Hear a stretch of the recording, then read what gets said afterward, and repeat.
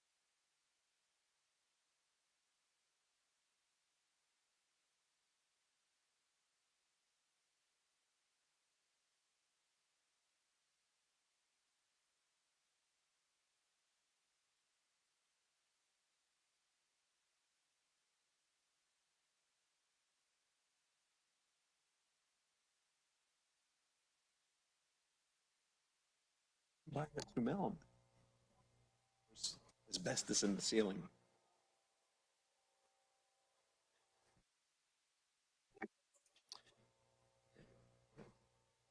All right, we are live on Rogers TV, on Sioux Today, and on the city's YouTube page. Welcome, bienvenue en ligne. I'd like to thank our media and broadcast partners for covering tonight's meeting.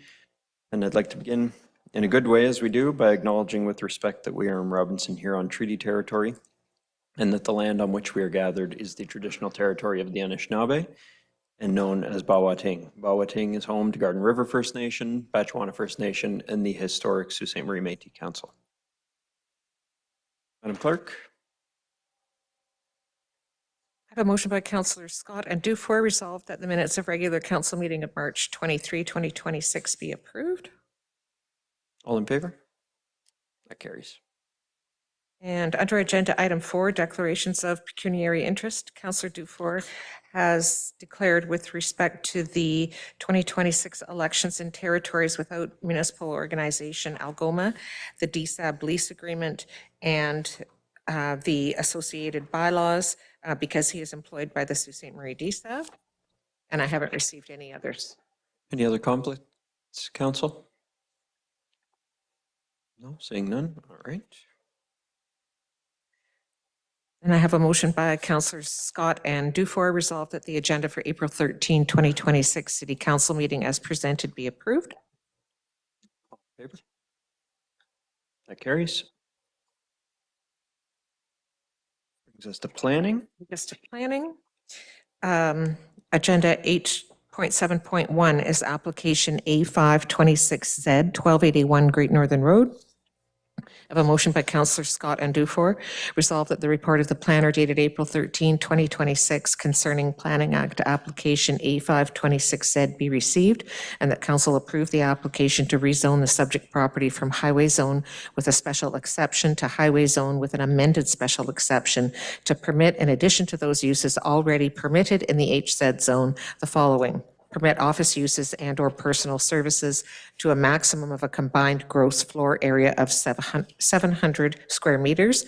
Permit a subcontractor's shop which may include the following or similar uses: electrician's shop, exterior siding and window contractor's shop, flooring shop, heating and cooling contractor's shop, plumber's shop.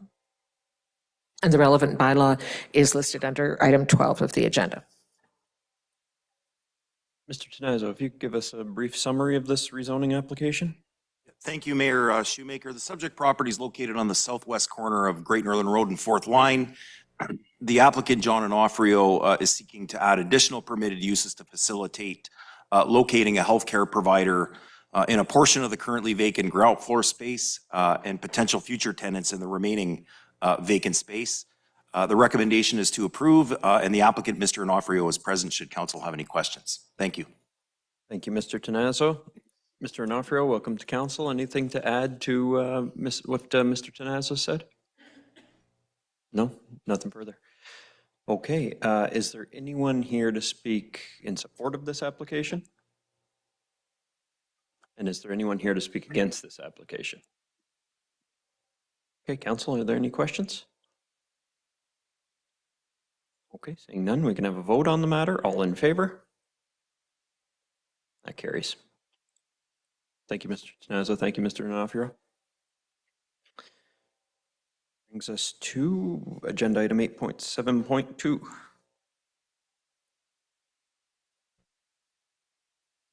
That's application A0226OP, Rural Estate Subdivisions.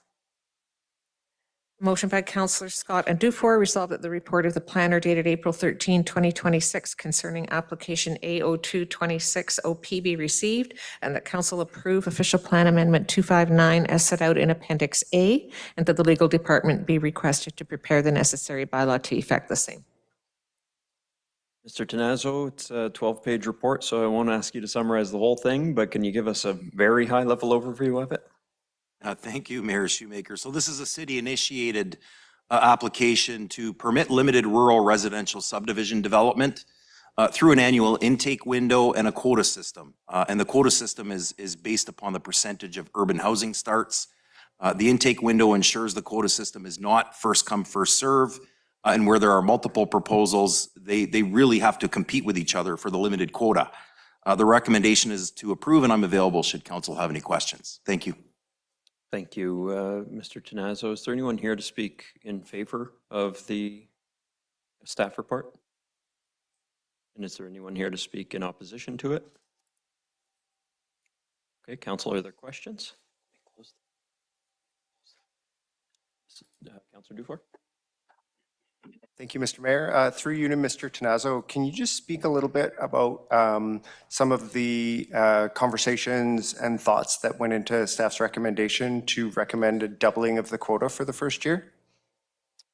Through you, Mr. Mayor, to Councilor Dufour. So we knew that there would be some pent-up demand. It's been the better part of 25 years that we've had a moratorium on rural estate subdivisions.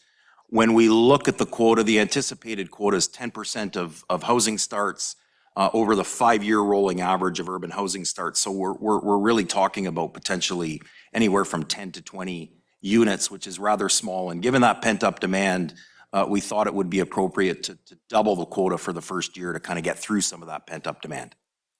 So just to clarify then, Mr. Tenazzo, the doubling of the quota would mean about 40 units would be in the first year of the quota and then 20 thereafter? Yeah, approximately, depending on where the quota lands, approximately that's how it would be. It would be double what it will be going forward. Yeah, so the 5-year rolling average of housing starts is somewhere around 200 a year? That's approximately, yeah. Okay, and so this would mean 40. Okay.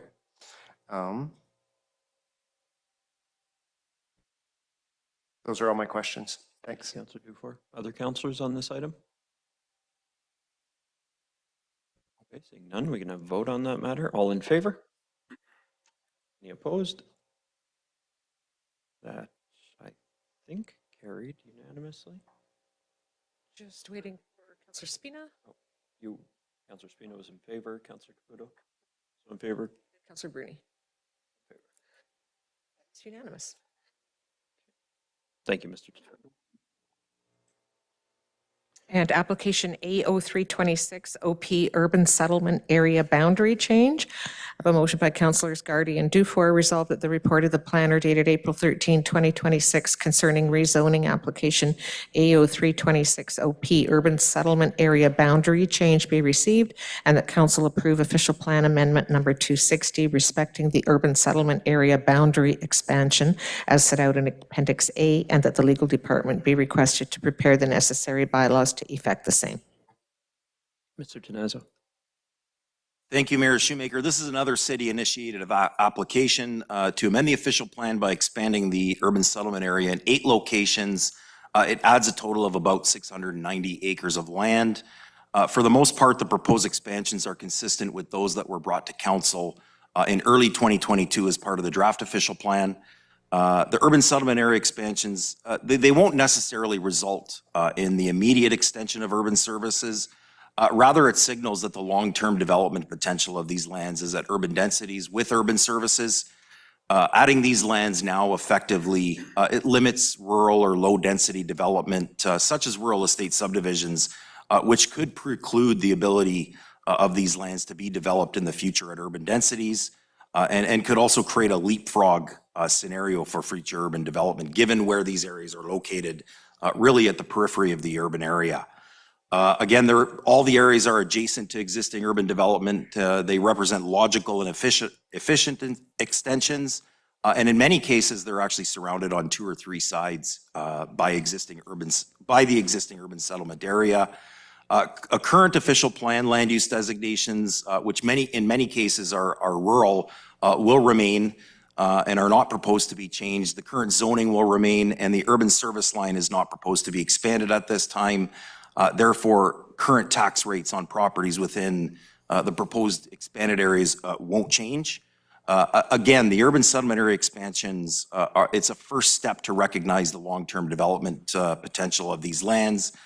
Each area has a future development potential. Certainly there's an emphasis on residential development, but there's other lands too that would have mixed use, commercial, or even industrial development potential. And I'm available should council have any questions. Thank you. Thank you, Mr. Tenazzo. Is there anyone here to speak in favor of this application? And is there anyone here to speak in opposition to this application? Okay, council questions? Councillor Caputo, then Bernie, then Gardy. Thank you, Mr. Mayor. Um, Through you to Mr. Tanasso, I did receive some correspondence from some individuals with concern with how much consultation had taken place. Can you just quickly let us know what the interaction was with individuals at these how many there were and what the interaction was like? Through you, Mr. Mayor, to Councillor Caputo. So it really goes back to Shape the Sioux and when we were talking about urban settlement area expansion. So that really would date back to 2017. There was a wide number of consultations. And then more recently, there was a public open house about 6 weeks ago, and then another public open house about 2 weeks ago. And in both cases, mailouts went directly to property owners that were in the affected areas. Okay, thank you. And generally, were these events well attended?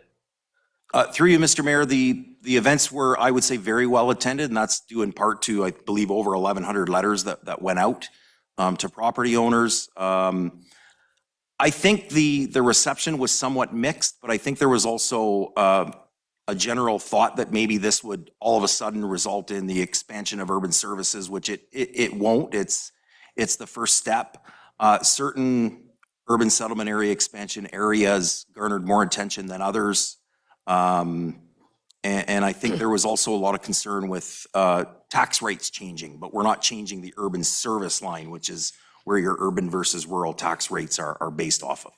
Okay, thank you. And I am concerned a bit about like urban sprawl. So does the city have intensification first framework to require that density and infill is maximized before we push outward?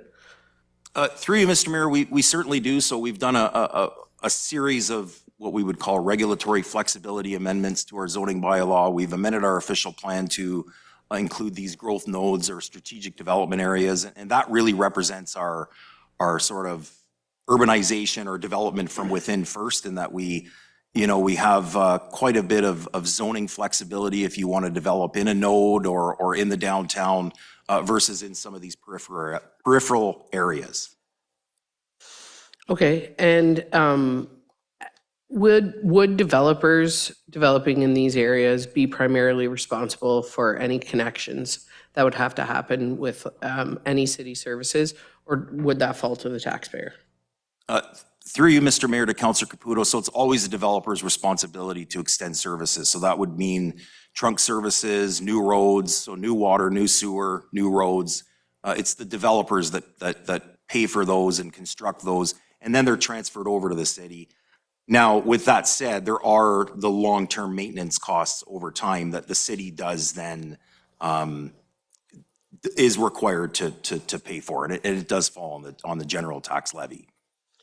So that leads in nicely to my next question. How does the city plan to manage the maintenance burden of new roads and services added through this and like any further expansions? Through you, Mr. Mayor, that's a tough question. Again, this is just the first step. Okay. And I think we would look at those as developments proceed, and you would want to see an efficient development. You wouldn't want to see, inefficient road networks, inefficient servicing if the servicing capacity is not there. So I think that, at a very high level, the areas are serviceable and they're located they're located in that they're sort of surrounded in some cases 2 or 3 sides of the urban area. So they're logical extensions that way. But at the end of it, we'd have to look at each individual application as it came forward. Okay, and then folks contacted me specifically to do with the Mapleview Golf potential development and had concerns about Wagle Street. Would that need to be redone to accommodate development at Mapleview? Because it is like a pretty...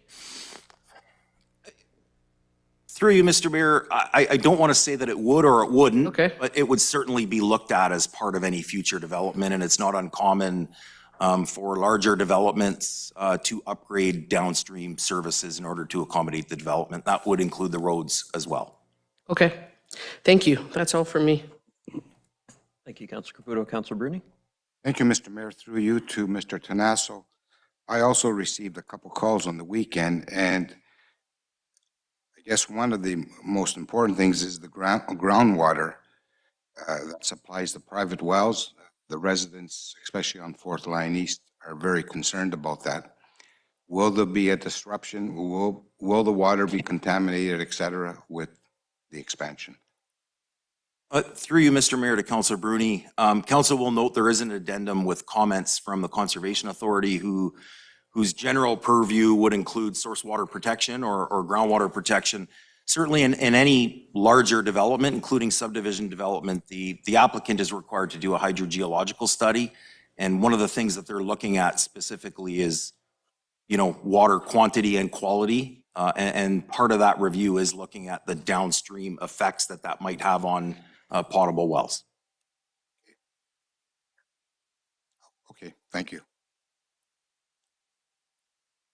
So I guess in summary, the answer is if there was a development proposed, they'd have to make sure that the groundwater wasn't affected. Yes, yes. Any other questions, Councillor Bruni? No, that's it. Councillor Gardy? Yeah, I'm sure it's a premature question, but I'm going to ask it nonetheless. Through you, Mr. Mayor, to Mr. Tanazo. Mr. Tanazo, if I'm looking at parcel, or what was it, adjustment 6, would you have a sense of like how they would access that property if everything stayed the same in terms of properties and nobody wanted to, relinquish theirs or sell their property or properties? Would access to that have to be off of Great Northern Road? Am I looking at the right spot here? Through you, Mr. Mayor, to Councillor Gardy. So I believe adjustment 6, you're talking the north side of Third Line. Yeah. So again, we don't know what the specific developments are, but I would anticipate that the majority of it would probably be off Third Line just based on the existing parcel fabric. Okay. Thanks. Well, okay. So you're saying access to that property would be off of Third Line, potentially? I'm asking how one would access it, that's all. Is that what you're saying? Well, that adjustment includes probably 15 or 20 different properties. Right? So, and most of them front, actually all of them front on Third Line because the urban settlement area boundary already goes up Great Northern Road. Right. So as far as this particular adjustment, I think virtually all of the access points would be off of Third Line. It's far more than just one property. Okay, thanks. Other councillors with questions? Councillor Dufour? Through you, Mr. Mayor, to Mr. Tanazo, just for folks at home. So you mentioned a couple times that the expansion of the USA line is the first step. What's the second step for some of these potential areas? Is it draft official plan of subdivision, and does that step have a public input piece that also comes to council? Through you, Mr. Mayor, to Councillor Dufour. So it is the first step. Expansion of the urban settlement or urban service line is also an important step that could happen either through the city or a developer could do it. But at the end of the day, it's really Planning Act applications that are the next step. So whether it's draft plan of subdivision approvals, official plan amendment, rezoning, those steps have to happen prior to a development occurring. And that has a public consultation piece to it that's ingrained in part of the process. Thank you. Anyone else with questions on this agenda item? Okay, seeing none, we can have a vote on the matter. All in favor? Any opposed? That carries.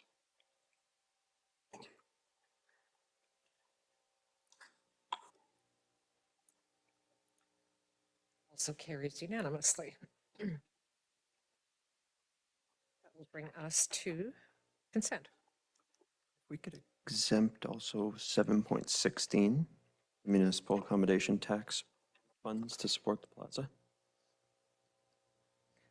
So I do have for the consent agenda, it's a motion by Councillor Scott and Dufour resolved that all items listed under date April 13, 2026, agenda item 7, consent agenda, save and accept agenda items 7.4, 7.5, 7.16, and 7.21 be approved as recommended.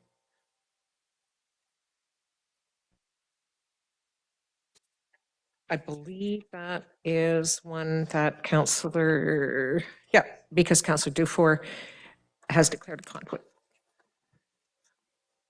7.4, 7.5, 7.16, and 7.21. I think you rhymed them off quicker than any of us could take them down. Councillor Hollingsworth, you have items on consent?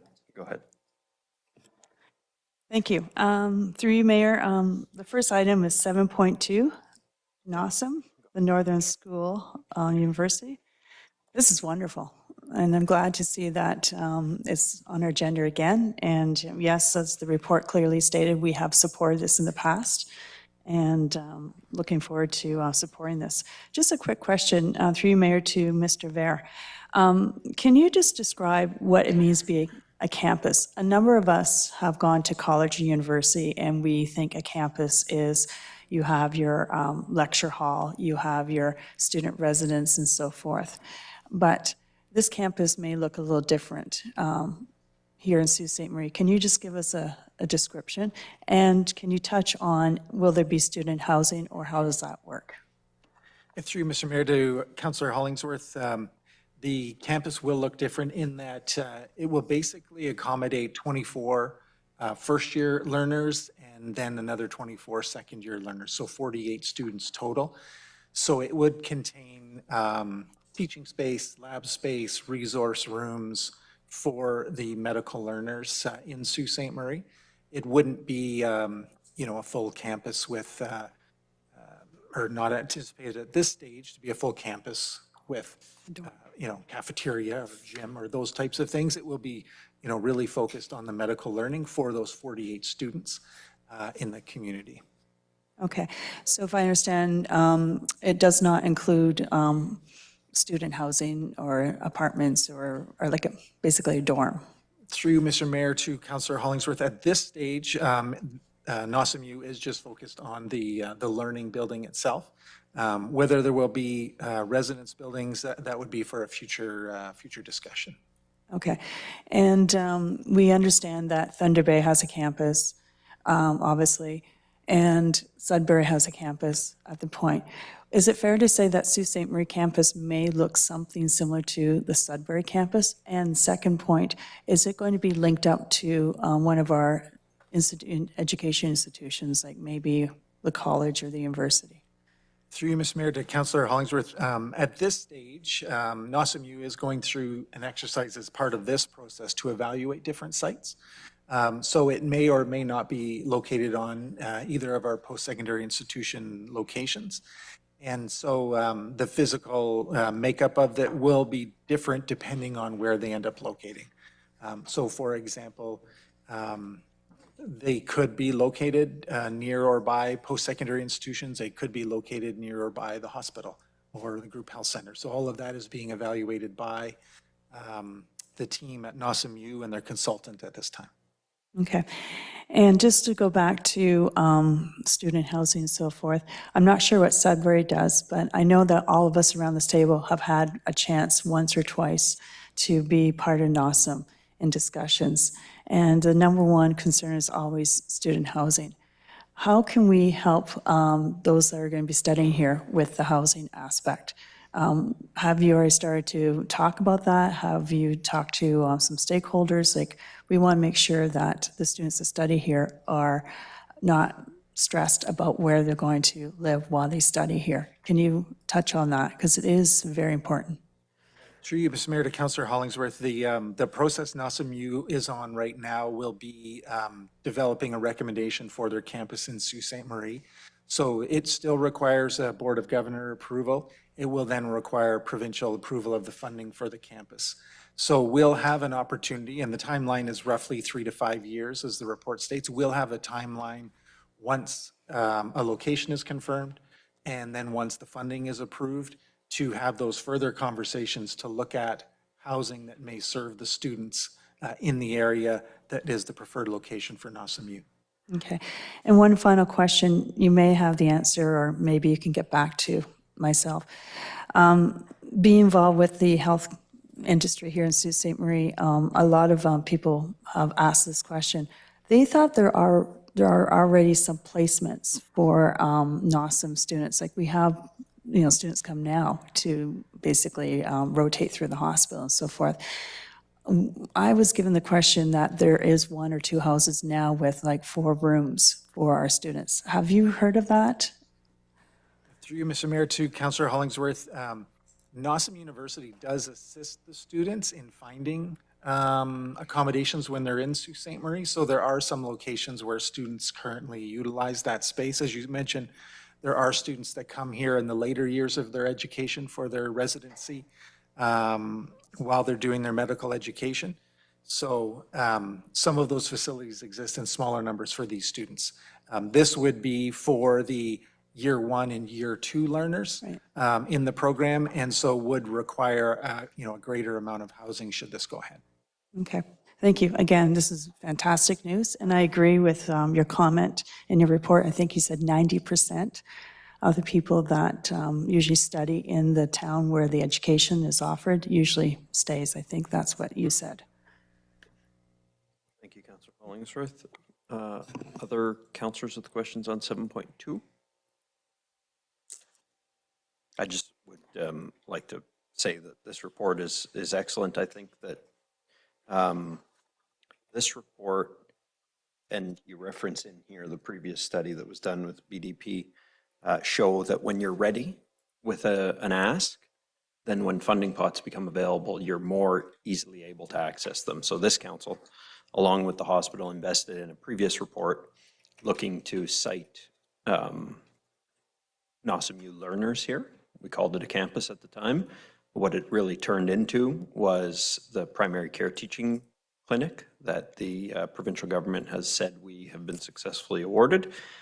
Don't know where it's going to be yet, but the study that was previously done by the city and the hospital using BDP, which is the same firm that's going to be used here, identified 3 preferred locations, and then whoever is awarded the primary care teaching clinic will ultimately decide, but the roadmap was there to capitalize on the funding requests that the province put out.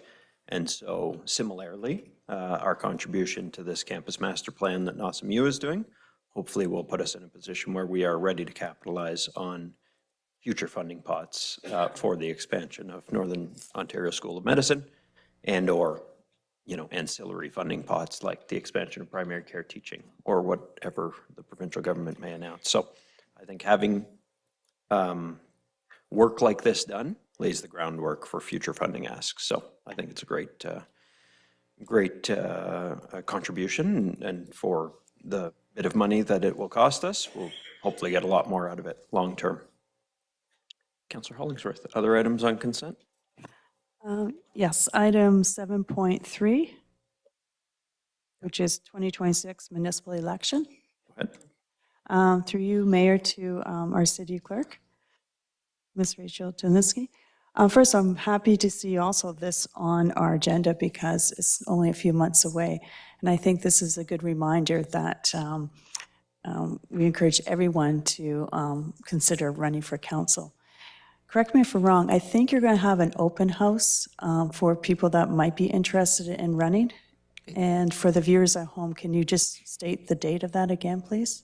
Through you, Mr. Mayor, to Councillor Hollingsworth, we are having an open house this Wednesday, level 3 of the Civic Center in the Russ Ramsey boardroom for anybody who may be interested in learning about what's involved through the nomination and election process.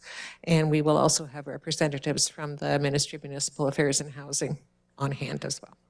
Sorry, what time again, please? I believe it's 5 to 7. 5 to 7? Okay. And I'm under the impression it's probably on our website if someone wants some more information. Of course it is, yes. Yeah.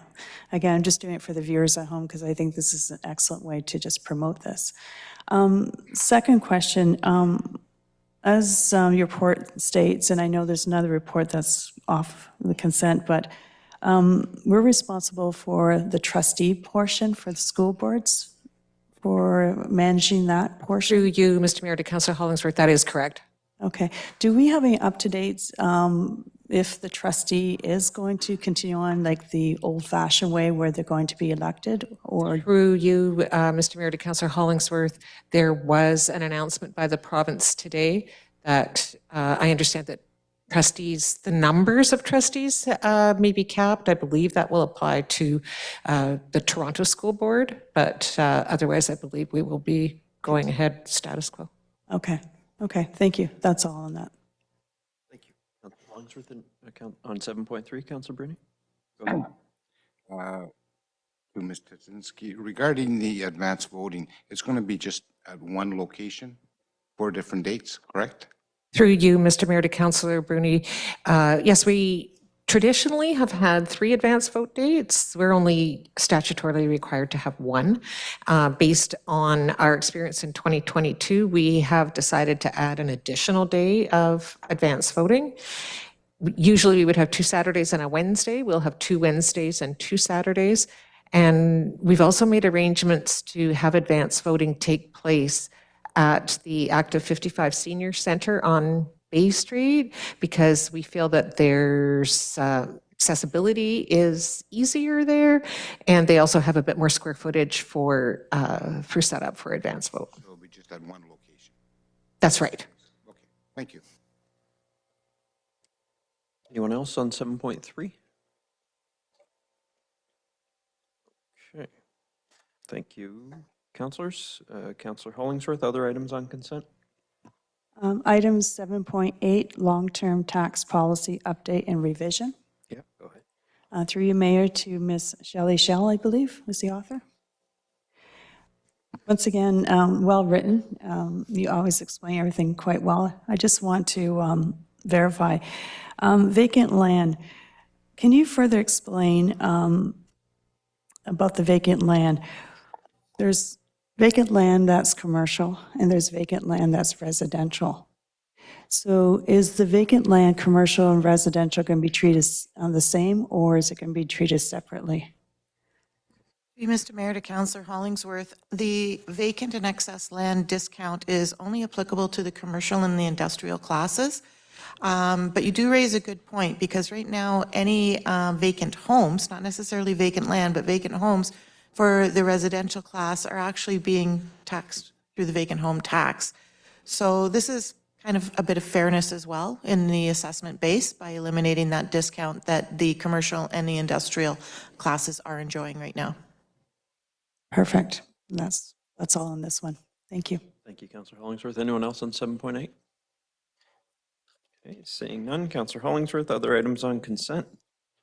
I have a little bit of list. I'm taking over Councillor Venezuelan. 7.13, license to occupy agreement extension, Burrell Community Garden. I just want to give it actually a shout out. This is such a positive piece. A shout out because this just basically emphasizes a wonderful community partner. And I could be wrong, and maybe Miss Virginia McLeod may correct me, but this is one of our first original community gardens. And that was started about 10 years ago, including an orchard, which Councillor Caputo has always promoted orchards. And I just, again, think this is a wonderful partnership that has been growing. And that garden, if you haven't been down to it, hopefully everyone gets down there this year, but it keeps on getting better and better. And I just want to say, I helped start this with Justin Velman, so this was such a good vision for the community, and well done to everyone involved. Anyone else on 7.13? Okay. Councillor Hollingsworth, other items on consent? 7.14, Economic Development Summary of 2025. Go ahead, yeah. I'm just going to pull it up.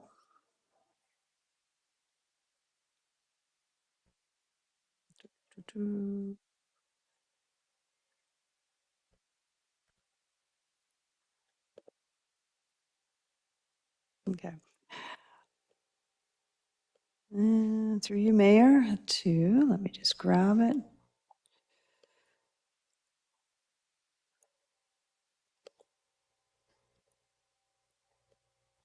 Well, Through you to Mayor to go with our gentleman from ADC, Mr. Rick.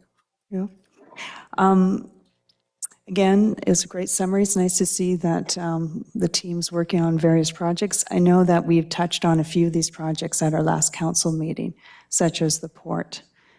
And I just want to touch further on the port project. At our last council meeting, we talked about how you have the support from Agoma Steel and you have support from Hamilton and so forth. And I know Mr. Ver at the time was talking about that we went out to different corporate leaders, industry leaders, to basically solicit them to see if they would be using the port. And I know all that great work has been done. Can you comment on when we do the delegations on with the MPs and MPPs for funding on this port? Did you have a separate delegation with about just the highways and the rail system? My concern, again, I think I mentioned it, but I just want to make sure I have the correct answer. Have we started to lobby for improvement to the rail system? Because I'm under the impression that the natural resources will be coming down to the port through rail and also through our highways. And we know our Highway 17 and our rail system is not up to date. Can you comment on if we've had delegations?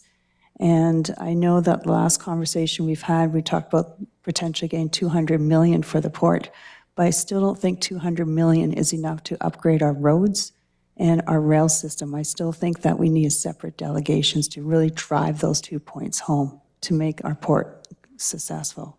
Can you comment, please?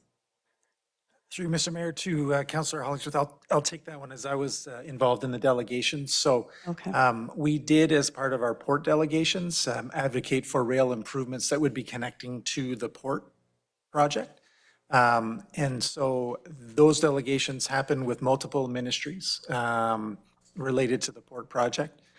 As well, there has been advocacy and delegations related to the highway, specifically with the Northern Ontario Large Urban Mayors and the NOLAM group.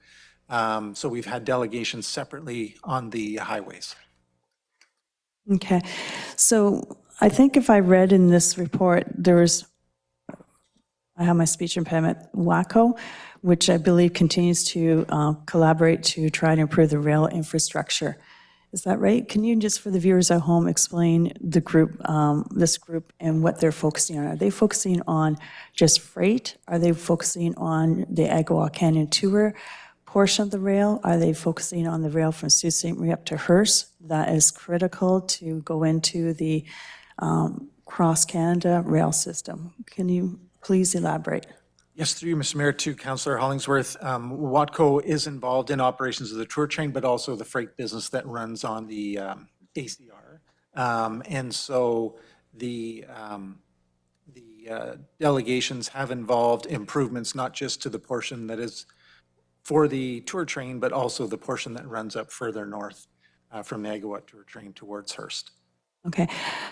From one of our media partners, it came out clear that the portion between Agawam Canyon Tour, or the Agawam Canyon, I should say, up to Hearst, has been neglected for decades, and that no further investment has been invested into that. And this particular source was saying that you'd have to start pretty much all over again to build that infrastructure. Where do we stand? Where do they stand on the success of this conversation to rebuild that rail line? I would hate to build the port and then all of a sudden we have to wait to rebuild or negotiate a better rail system. Through you, Ms. Mayor, to Councillor Hollingsworth. So the funding request that we've been advocating for does include improvements to rail. It wouldn't involve rebuild. It involves upgrading the tracks, some of the bridges that are on the line. I have no doubt, like in the future, there may be future upgrades that are required, but in the initial plan for the port project, there was rail upgrades to improve service and access there. Over time, I'm sure there'll be more improvements down the road, and Watco has been working and advocating with the government themselves to look at funding to improve that rail system. Okay. And correct me if I'm wrong, last time we talked, I think you said that we're hoping to, what, 200 million for the port or some figure like that? Through you, Mr. Mayor, to Councillor Hollingsworth. Yes, that's right. The total number included about 170 million for the port, and then there was the remainder for rail infrastructure upgrades. Okay. I think what you're doing is excellent and lobbying, but I really strongly think we should lobby even harder for the rail and for the highways, because through my research, I'm not an engineer, I'm not an expert, but it's my understanding that to upgrade a rail system, you're looking at approximately, basically, per kilometer of well over $25 million per kilometer. So just doing the math quickly, you'll have to lobby hard for further funding. And having said that, can you just comment on where we stand again on negotiating for the Highway 17? Are you talking to Ministry of Transportation for both at the same time? Through you, Mr. Mayor, to Councillor Hollingsworth, the request related to highway upgrades and that advocacy work has been going on for years. So that continues to be an ongoing dialogue with the province. Okay. And again, I hope that you're involving Wawa, Blind River, our outlying partners, White River and so forth, to help with lobbying. One voice, many voices, to get the point across. Yes, through you, Mr. Mayor, to Councillor Hollingsworth, certainly FNOM and the members of FNOM have all been involved, I know, in the letter writing campaigns and the advocacy for those highways. Okay. Just further to the strengths that we have going away from the port, I just want to ask a question about our other strengths, maybe through you, Mr. Vare. In this economic summary and strategic plan, Sault Ste. Marie has been always known for its aviation as an example, and also known for its Ministry of Natural Resources, such as the water bombers. Has anybody been discussion on how we can grow these two industries? My biggest piece is that we're investing into areas that are new, like the port is somewhat new, but why aren't we starting to nurture our strengths? And our strength is aviation with JD Aero. Have we been in discussions on how we can help them grow so that we can provide more jobs? Have we been in conversation with Ministry of Natural Resources, such as it's the water bomber base? That's our strength. How can we nurture that relationship and continue to grow? They have the #1 simulator right now in all of Ontario to teach our pilots. Also, Great Lakes Forestry Research Lab.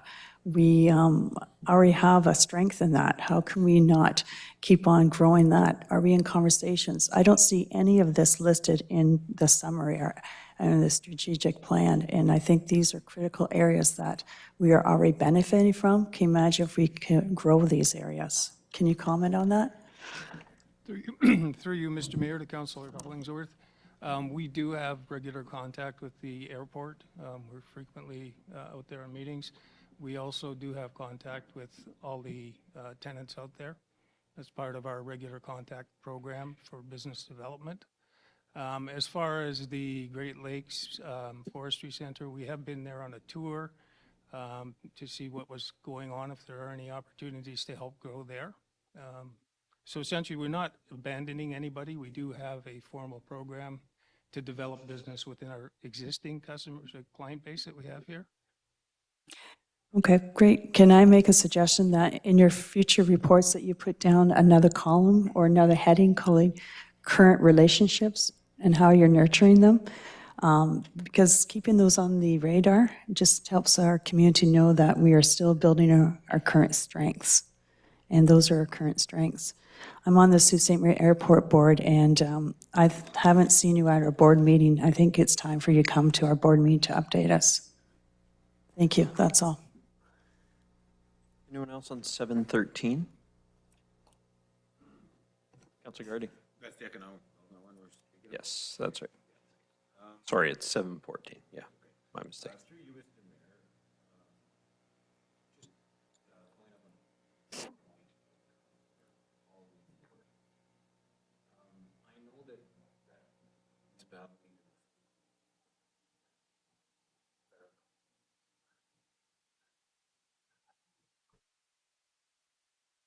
Sorry, Councilor Gardy. It's not.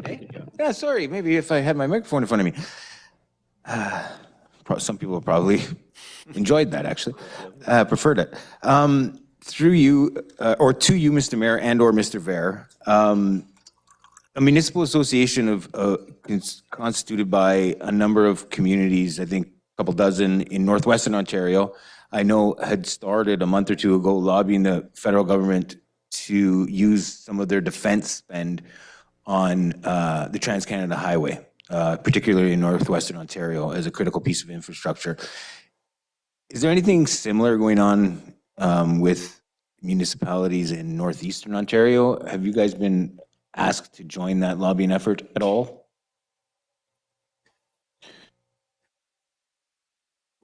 We haven't been asked to join that, Councillor Gardy, from my understanding from the mayor's, the interactions that we've had with the mayors. I would say that most of our counterparts in the Northeast are getting some of their wish list accomplished with the Highway 11 upgrades, the Highway 69 upgrades that Sudbury and North Bay and Timmins are likely going to see benefits from. And so we are a bit of an outlier in that regard that needs highway improvements in our area, and aligning with the Northwest may be our best path forward there. And I'll reach out to Mayor Boschkoff in Timmins, or in Thunder Bay, sorry. That'd be great. Thanks, Mr. Mayor. I think that, oh no, I had a question too, but I don't know that I recall what it was. So I'm not going to ask any questions. Thanks. Thank you, Councillor Gardy. Anyone else on 714? Councillor Hollingsworth, other items on consent? 7.20, 2026 6E, Great Northern Roads resurfacing. Go ahead. I don't think Miss Maggie McCauley's here. Mr. Rumio can take the question. Okay, through you, Mayor, to Mr. Rumio. Just a quick question. Are you able to tell us from where to where this project will start and end on the Great Northern Road resurfacing? Mr. Mayor, to Councillor Hollingsworth, it's from approximately 500 meters north of Weigel on Great Northern Road to the city limits. Okay, thank you, that's all. Anyone else on 7.20? Councillor Hollingsworth, other items on consent? That's everything, thank you. Thank you. Other councillors with items on consent? Councillor Spina? Thank you, Mr. Mayor. 7.1, outstanding council resolutions. Go ahead. Just give me a moment. I'm going to open the list. I understand there's a number of resolutions on there. I see when they're due to come back. There's one in particular I do want to speak to, and I believe it's the second one on the list, taxi licensing. So I believe the questions will probably go to Mr. King, if I'm correct. So through you, Mr. Mayor, Mr. King, I understand I'm reading the resolution on here, and it reads as though it's a resolution to simply bring the administration of the bylaw away from the police service into the city, so to speak. Is that kind of the gist of that resolution? Through you, Mr. Mayor, to Councillor Spina, I'd say at a high level, that's what it looks like. It has been a bit of an extensive exercise in looking at some various components, as well as accessibility, as well as what it would look like bringing that in-house with our current complement here to administer it, as well as just looking at the various enforcement components. So we are taking the opportunity to update what has been a rather old bylaw, so it has represented a set of challenges as we're doing it. Right, thank you. So that was my next question, is in the meantime, simultaneously with looking at bringing this in-house into the city, obviously now you've indicated you're looking at updating this bylaw. Updating the entire bylaw, correct? Through you, Mr. Mayor, to Councillor Spina, that is the idea. You'll have a fresh bylaw coming back to you. Okay, perfect. So I see, Mr. Mayor, I see that this is due to come back Q4 2026. I'm not even sure how we can do this, but I'd like to ask to speed that up. This item has been on the agenda since 2021. 4 years and 3 months, in my opinion, is far too long. I've received numerous numerous calls, text messages, emails, and I've had multiple conversations with people in the taxi industry. Our current bylaw makeup, in their opinion, and quite frankly, in my opinion, is promoting an an unequitable situation. And there's a lot of things happening within that industry with different rideshare operators and the like that are in our community right now that are putting our local cab companies at a disadvantage because they're bound by a bylaw that the other organizations are not bound by.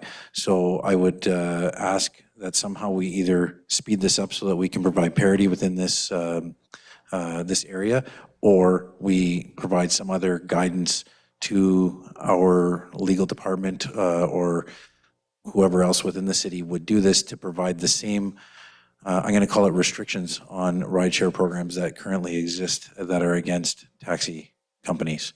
I'm not sure if that statement goes to you or to Mr. CAO or to legal, but it just, these individuals have been asking for assistance for quite some time, and I think to make them wait until the end of Q4 of this year is too long.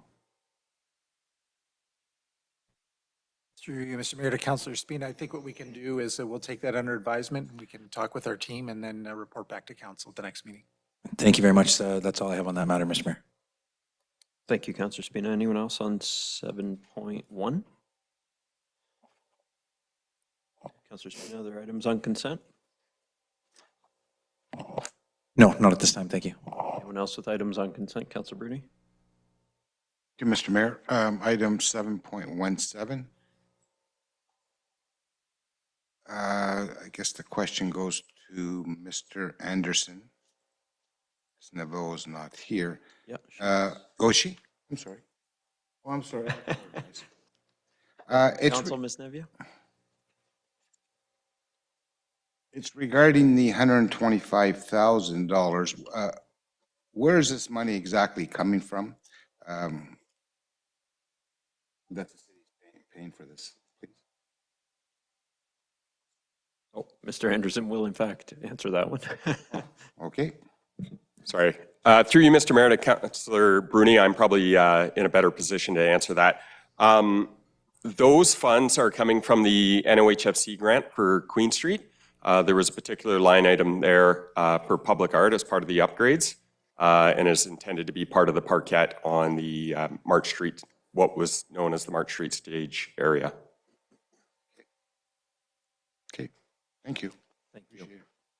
And I think appreciation to the province for that grant for public art. I think this is a fantastically written report. I sent that feedback to Ms. Neviu when I read this yesterday or the day before, and I think that she, it's one of the few reports we've ever seen on council's agenda with lots of Anishinaabemowin mixed into it, and so it's a nice thing to see from the city's perspective that we've got such a forward-looking report and hopefully a great art installation as well, funded by the province. So I think it's a win-win-win. Councillor. Thank you, Mr. Mayor. Through you to Ms. Neviu, I just want to give you an opportunity to speak to the project and just sort of let us know what the vision is for the area. Absolutely. Through you, Mr. Mayor, to Councillor Caputo. So the vision came through when the study project had initiated with Garden River First Nation and leadership here at the City of Sault Ste. Marie. It was in conversation of how we can represent the Friendship Accord in its most purity and how we can ensure that the art would replicate what Bawatin, the City of Sault Ste. Marie, shows as Anishinaabe territory and how we can reflect that in our shared space. So what Garden River had come up with was bringing in an artist that they had used previously to create something that would support the 7 grandfather teachings, our Doe Dams, our clan system, and the whitefish, the rapids, the St. Mary's River, and things that bring us all together as Anishinaabe. It'll be a piece of art that will bring us together as urban Indigenous community members that are not part of the First Nation as a shared space. So we would like to bring this together as a forum of title in Bawatin Square, where we will have, as Anishinaabe, have somewhere to come reflect, talk, have a safe space where culture is appreciated and safe, and it'll be a form of reconciliation where we can have these conversations and perhaps educate others in our concepts, teachings, and knowledge. Thank you for sharing that. My question will likely go to Mr. Ver. I believe the term Bowting Square is in here. When this installation happens, is that is the area going to be renamed, or is that just preliminary? Maybe that's to Ms. Nevio. I don't know. So go ahead. Sorry, I gotta check my notes. Through you, Mr. Mayor, to Councilor Caputo. It is preliminary. It is a hope. It is something that we want to continue reflecting through the Anishinaabe Moen, but also to recognize and respect the territory that we are in, especially with our newcomers and individuals that may not be educated in Bawatin and the history that encompasses this area. So we are hopeful that that will be our next project and coming down the line to come to council and speak to having a space that is culturally appropriate and supported through the city of Sault Ste. Marie. Okay, thank you. Thank you, Councilor Caputo. Anyone else on 717? Thank you, Ms. Oh, sorry, Councilor Spina. Thank you, Mr. Mayor. Ms. Nevy, welcome to council. I think this is your first time before council. Awesome. Well, thank you for bringing this report and thank you for being here. Sorry, and I wasn't clear when I read the report. Is it kind of a, let's call it a rebuilding of the entire space there, or is it just adding art pieces into that entire space at March Street? There's the stage and other components there. Are we suggesting those would be removed, or do we know yet? Is it too early? Through you, Mr. Mayor, to Councilor Spina, it will be reorganized. So the stage was requested to remain at a fraction of its size by Garden River First Nation so that we had some type of a podium where leadership can stand and people could speak. The statue in itself will be in the center. So due to the size and the structure, it will, because it's engaging. You can walk through it, you can walk, within it, sit within it, and it creates a larger circle. So it'll take up most of the space. The area will need to be, organized so that it can accommodate everything that we have planned. But to a sense, it's also going to remain the way it is right now. Right, okay. And there are some amazing neighbors in the area, some businesses in the area that I know would love to be engaged in that conversation and contribute in any way that they can to that. Have they been spoken to yet, or is that too early? Is that down the road in the future? I'd be interested to certainly have conversations with them. Due to the specific works around this project, where it was through SETI, Garden River First Nation, and the partnership and the friendship accord with the City of Sault Ste. Marie and leadership, the conversations occurred through the mission, where we want to make sure that the engagements and the decisions and anything that comes from these conversations are made through traditional ceremony, that they're done in a good way, that they're reflecting the Anishinaabe perspectives and supported by the non-Anishinaabe perspectives. So reaching out to partnerships, I wouldn't say is out of the question, but that's also not up to just us to decide. So it would be a conversation to have with Garden River First Nation. Perfect, and I trust that you're the person to have those conversations? Me, as well as we have Cheyenne and Evan from Garden River, and then we had also Will and Travis. And part of the reason I asked to have conversations with those commercial properties around there, they're there every day. They see the foot traffic, they see the pedestrians, they see people in that area, and they'll be able to give you some great insights as to maybe locations or project designs that can help the flow of that foot traffic in there, or the flow of people who may be sitting and using that area for different reasons throughout the day. And they may be able to provide some insights that'll help when this project is built, to help it stay, to help the longevity of the project, and that it'll last for a long time. The only other question I have is if at some point in time we can have a conversation, I believe she's here with Ms. McLeod, Virginia McLeod, to maybe incorporate this into the historical walking tours that are done within the city. I think this would be a great component that could be added. I know I saw you here. There she is. I think maybe this might be a great component that can be added to those historical walking tours to add more of that perspective from the Indigenous lens on how our community actually became to be. So hopefully, maybe we can bring that to our committee. Perfect. Awesome. Other than that, welcome to council for your first time. Thank you for the report. Much appreciated. I'm sure we'll see more of you soon. Good. Thank you. Go ahead, Ms. Nevio. Thank you. On Yeah. 717, go ahead. Yeah, I guess for the presenters, it would have been very nice if we had drawings of what was going to be done instead of having her explain everything. Not that I totally understand about the rings, but a drawing would have been nice. Absolutely. Through you, Mr. Mayor, to Councillor, my apologies. The concept is written on the council report, so it is exciting to see that the idea of how the artist has incorporated all the details and to visualize it in the way that you can, but just to the understanding that when Anishinaabe artists come through, it's not necessary that they're going to follow a direct drawing of what comes. It's a vision, it's a motion in time, it's a feeling, and it really comes from spirit. This is an Anishinaabe artist, so we are trusting her abilities and what she brings forth. The concept is there and the idea is there, and she did give us a smaller sketch, but I think the revealing of it will be what really brings the spirit of the situation to life. Thank you. Appreciate it. Thank you, Councillor Bruni. Other councillors? Okay. Are we on Councillor Spina still? No, we're on Councillor Bruni.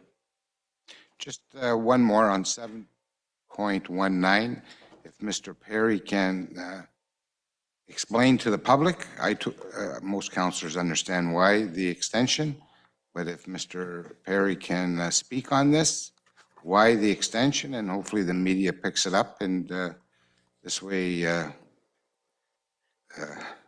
no negative comments. Not sure we can guarantee that, Councillor Bruni, but Mr. Perry, if you can explain the need for the extension. Through you, Mr. Mayor, to Councillor Bruni. Public Works, like everybody in the communities, waiting for summer to get here. Unfortunately, it's not coming as fast as we'd like, which is delaying our street sweeping program. In order to have safe bicycle facilities, we have to make sure all the sand's off the roads. And to help us get the sand off the roads, it's appreciated vehicles are not parking on the roads. So that's the reason for the report. Thank you. Anyone else on 719? Okay. Councillor Bruni, other items on consent? That's it. Anyone else with items on consent? Okay, seeing none, we can have a vote on the consent agenda. Have you read the motion? I did read the motion. Okay, sorry. All in favor? That carries. So that will bring us to the accepted reports.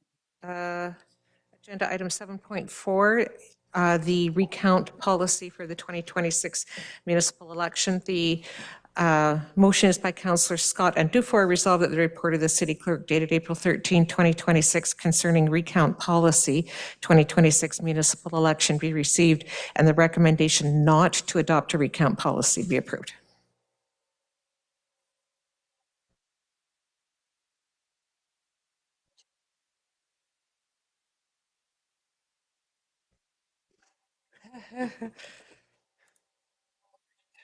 Councillor Hollingsworth, you asked for this to be accepted. Yes, thank you. Through you, Mayor, to the city clerk, Ms. Rachel Janiski, help us understand why staff doesn't support a policy for a recount. It was clear why, because it's my understanding council can ask for a recount as one possibility and so forth. But it also in your report states that other municipalities do have a policy for a recount. of 10 votes or less, but can you help elaborate? Through you, Mr. Mayor, to Councillor Hollingsworth, the Municipal Elections Act does require that a recount is mandatory in the case of a tie vote, and also gives councils the opportunity to pass a resolution to request a recount. The recommendation to not have a specific policy is to allow council as much flexibility as possible, should they decide that the circumstances are such that there should be a recount. The way that the legislation, the Municipal Elections Act speaks to recounts is that within 30 days after the clerk's declaration of the results, the council may pass a resolution requiring a recount. So we declare results October 27. We'd have till November 27. There is a meeting of City Council on November 9. So should council decide that a recount was necessary on the 9th of November, the statute further goes on to require that the recount take place within 15 days. So that would be November 24. We did find in our research that while a lot of municipalities do have recount policies, for the most part, they restate what's in the actual statute. And there are some who have 10 votes is generally what you would see, or a mathematical equation. My recommendation is to not have the policy, stand by the statute, and council then has the flexibility should they deem it necessary to have a recount. Okay, so it sounds like you're saying that hypothetically, if there is a time where it's very close, that in your professional opinion, we still have time if council wants to pass something. Absolutely. And without any concerns of delays or so forth. No, I mean, regardless, there would always be the issue of the inaugural meeting because the recount wouldn't take place prior to that. But this way, if there were circumstances that council felt they'd really like to see it, you're not tied to something specific. Okay, so help me understand. So hypothetically, if council did say they want to recount, so that would impact the inaugural meeting of the new council, potentially? The person, as I understand it, the person who we said had the most would be sworn in. If the recount revealed something other than that, then that would be overturned and the new person would be sworn in. Okay. A procedural question. If we want to do a notice of a resolution, can we do that on the floor tonight, or can we put a resolution on the floor tonight? Should council decide that they in fact do want a recount policy, it has to happen before May 1, so today would be the last opportunity. Okay. My personal opinion is when you look at other elections, like I believe, correct me if I'm wrong, provincial and federal, they do have a recount policy, I believe. Is that correct? Through you, Mr. Mayor, to Councillor Hollingsworth, I'm afraid I'm not familiar with the recount policies for provincial or federal elections. Okay. We all around this table believe in democracy, without a doubt. There's no doubt about that. But just have an automatic recount of, let's say, 15 votes or less, I think just takes the pressure and the stress off of council around the table. I'm not watching my words. In all fairness, there's candidates that will be applying for this position that might be new. And I think we just want to make sure it's a fair, even playing ground. And I just feel strongly that for democracy, having an automatic recount wouldn't be helpful. And I believe those are my thoughts. And my ward mate was also helping me through this. Thank you, Councillor Hollingsworth. Councillor Spina. Sure. I think Councillor Hollingsworth and I had a conversation about this, and I think she was prepared to make a motion tonight on the floor that there be an automatic recount if a vote was within 15, if an election was within 15 votes of each other. I'm prepared to support that if she's putting that forward here tonight.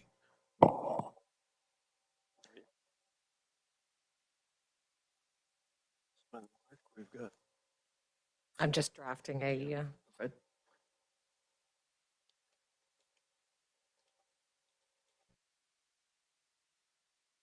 Councillor Scott. Sorry, this is a question about the proposed motion. So forgive me, Ms. Tazinski, if I make this be modified.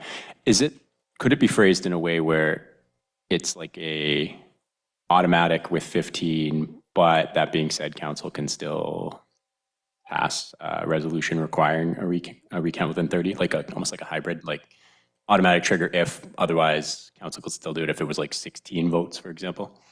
through you, Mr. Mayor, to Councillor Scott, the statute allows council that latitude. Okay, so okay, perfect. I just didn't want one to preclude the other. Got it.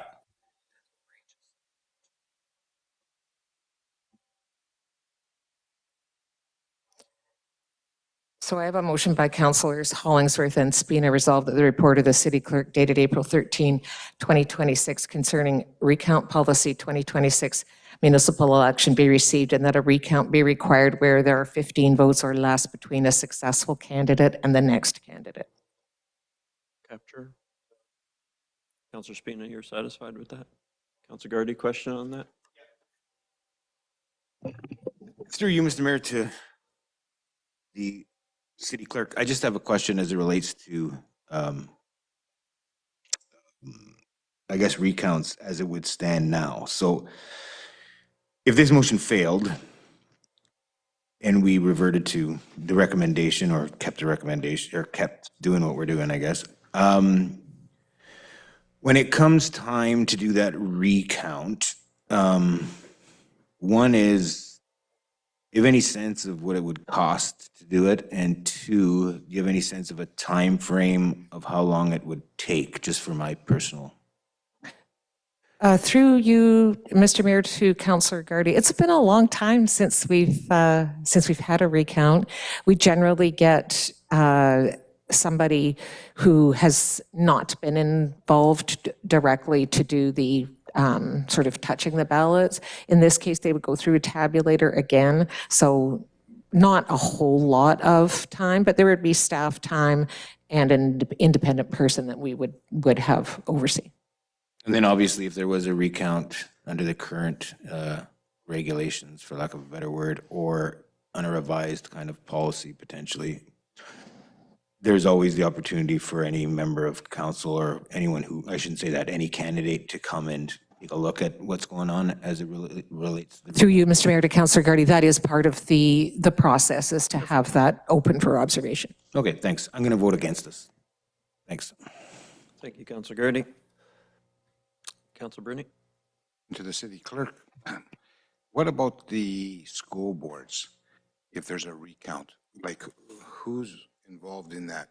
Through you, Mr. Mayor, to Councillor Bruni, it would be because the city clerk is the returning officer for the head of council, members of council, and school trustees, the same would apply. So this resolution that Councillor Hollingsworth has brought forward, does that affect the school boards, the public and the Catholic? Through you, Mr. Mayor, to Councillor Bruni, yes, that would.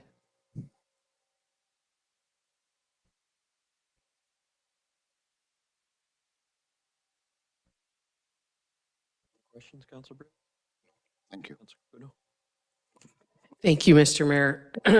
I just have more of a comment. I appreciate where Councillor Hollingsworth is coming from with this amendment, but I like the flexibility that the original recommendation gave to council to be able to bring forward a recount under a lot of different circumstances.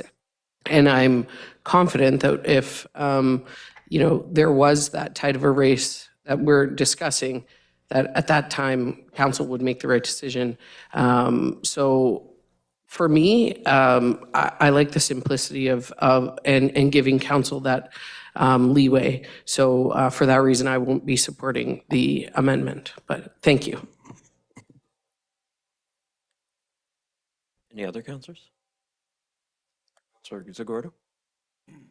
Just a quick question, not through you, Mr. Mayor, to am I asking the question? Ms. Tarazinski. What forum would like, for example, if it's coming back to council on a recount and we decide after the fact, would the loser, winner and loser, what forum would they have to be able to ask for that recount? Would they still have that same ability even though they're not present at council? Like as councilors, we can vote, or we can bring up that a recount is requested. But what would the forum be for an individual who has lost? Through They you, just come Mr. Mayor, to Councillor Zagordo, I hadn't anticipated this level of discussion. I believe there may be some statutory opportunities. Generally, what has happened in the past is an unsuccessful candidate who feels that it's relatively close has generally lobbied members of council. And my other question or comment, I guess, would be that if someone did request at a council a recount, then it would be on the whim of bringing it to council and bringing up a motion and voting on it. So the other councilors would have to agree or disagree. Through you, Mr. Mayor, to Councillor Zagordo, yeah, except in a tied, as what is statutorily mandatory is if there is a tied vote, there's an automatic recount. For anything other than that, it would require a member of council to move, second, and for that to pass by majority. Thank you, appreciate it. Any other councillors? You know, I think that there's reason behind the clerk's recommendation, but I think to provide certainty to candidates, it probably makes more sense to make it a hard number. And so I think the recommendation is a one that, if nothing else, provides clarity on when a recount would happen, when it wouldn't, so you wouldn't have a candidate going through what Councilor Zagordo just described, reaching out to members of council, lobbying them to move and second a recount motion, then having us debate that. Makes it a bit awkward if there's no hard and fast rule. And so I think setting a number of votes makes sense for the purposes of clarity. And so I'm going to support this notice of motion or motion. All in favor? Opposed? That carries. That Councillor Bruni? And Councillor Zagordo.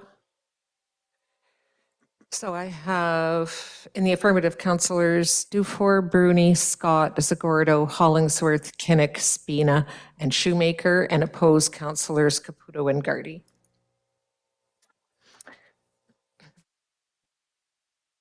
And agenda item 7.5 was accepted from consent on account of Councillor Dufour's employment by the DSAB. 7.5 is the 2026 elections in territories without municipal organization, Algoma.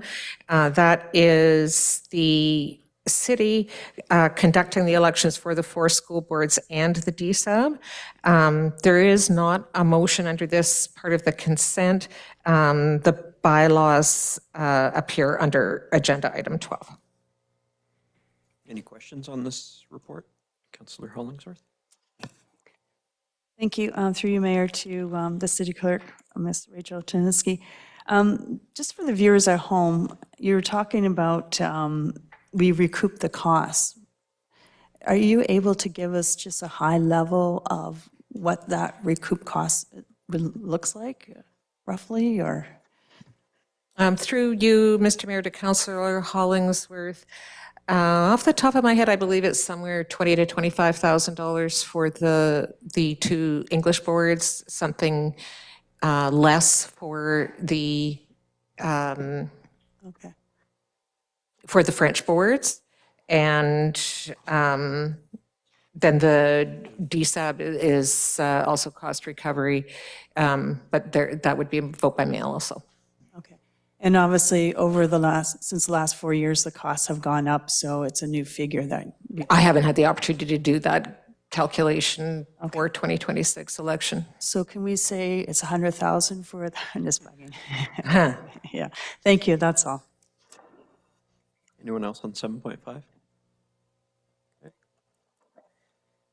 At 716? Agenda item 7.16, the municipal accommodation tax funds to support Plaza operation. It's a motion by Councillor Scott and Dufour. Resolved that the report of the Director of Tourism and Community Development and Supervisor of Downtown Plaza dated April 13, 2026 concerning municipal accommodation tax funds to support Plaza operation be received, and that $50,000 of MAT revenue be allocated to events held downtown, including at the Plaza. You know what, Madam Clerk, while Councillor Dufour is in conflict, can we stand this matter down and deal with 7.21, just because he's also in conflict on that one? Sure. 7.21, DSAB lease agreement. And again, there's not a motion on the 7.2.1. The lease agreement does appear under agenda item 12 under bylaws. So it's just if there's any questions on 721. Okay, perfect. We can go back to 716. Okay, Council, are there questions on 7.16? Councilor Caputo. Thank you, Mr. Mayor. I have concerns with this report. It is a report that is supposed to be in response to a motion that I put forward to have municipal accommodation tax funds allocated to the downtown plaza to further activate it. And it sort of glosses over that to me. And I also asked for a detailed budget to be provided to be able to decide on what adequate funding from the MAT we could allocate to the plaza, and that's not here. So while I appreciate the response of, potentially being able to allocate $50,000 to downtown events, I guess I don't think that this addressed my report or my motion. And I don't know if maybe Mr. Anderson wants to respond to that. Through you, Mr. Mayor, to Councillor Caputo. To be clear, I know we've had numerous conversations about this matter. I think the intent of the report and addressing your resolution was that upon initial evaluation by staff, we felt that the use of the MAT funds was better spread out across the downtown for larger events that perhaps may have more of a tourism focus. So this would still allow funds to be utilized for the plaza. However, as mentioned in my report, it would expand to the downtown.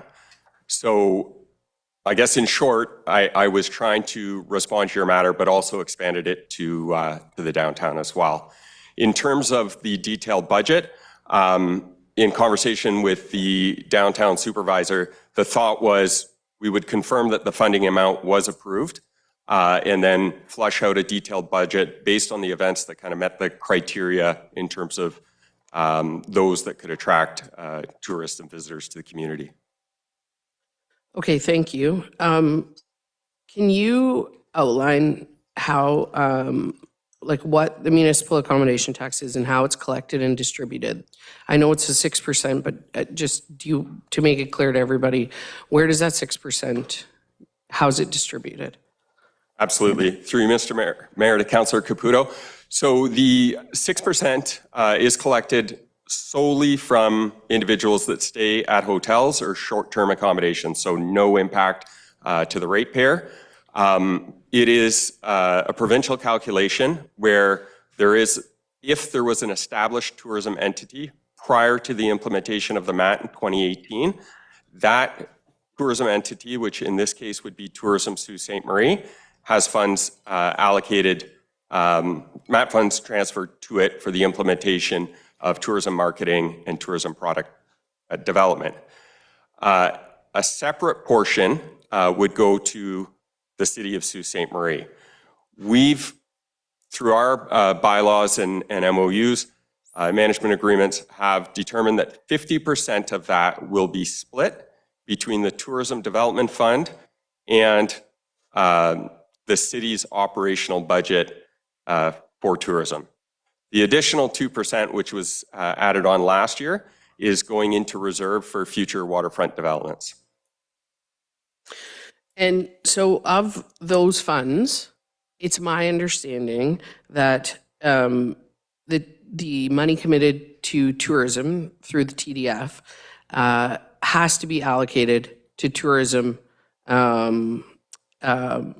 events that would initiate tourism and encourage more tourism to Sault Ste. Marie. But the uncommitted, the additional 50% that comes to the city, it's my understanding that council can allocate that how they would choose, which could potentially go to the Plaza. Through you, Mr. Mayor, to Councillor Caputo, that is correct. I would just caution that the municipal accommodation tax is replenished by hotel night stays. So although it can be utilized by council however they see fit, it's ideally used in a manner that attracts more visitors and more visitor spending to the community, which events obviously fit within that criteria. Right, but council can allocate it however it wants. That is correct. Okay. And what is the dollar amount of the city's uncommitted 50%? Through you, Mr. Mayor, to Councillor Caputo. Apologies, I just had this up and my computer froze. It is 400. So this is the funds available in the tourism reserve. Uncommitted amount is, bear with me here, 497,000. Okay, so from what I can see in the report, currently the Plaza is funded $18,800 per year for events. Is that correct? In my discussions with the Plaza supervisor, yes, that is correct. Okay, so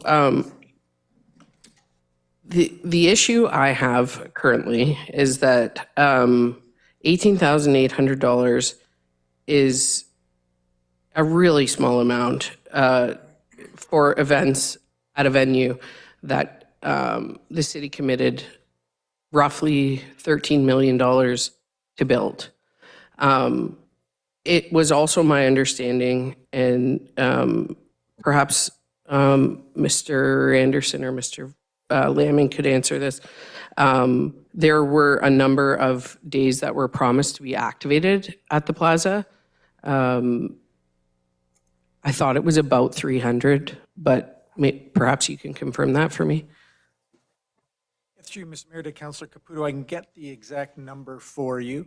And in our reports to council when the Plaza was being created, the programming of the Plaza was divided into those two categories, passive program and active programming, sorry.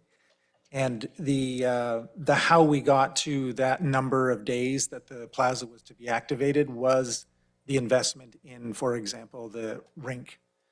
So by having an ice rink there, then you would get passive programming at the Plaza because people would be coming to use that facility.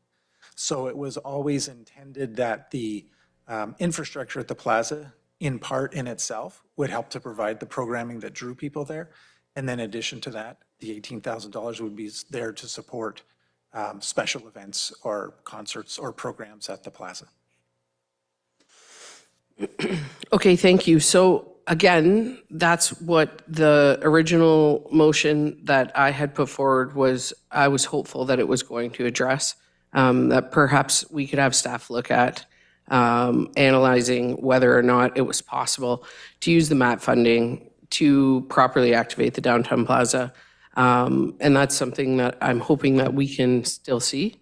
But I will allow everyone else to have discussion on this report, and then I'll come, if you don't mind, if you can come back to me at the end. Thank you. Thank you, Councilor Caputo. Not for additional comments, but if you're looking to move something, we can do that. Councilor Gardy? Thanks, Mr. Mayor. I'd have to agree with Councilor Caputo in that 18 grand is a pretty abysmal amount of money to activate a plaza that we're hoping to have activated a majority of the year, whether it be passive or active, to be honest.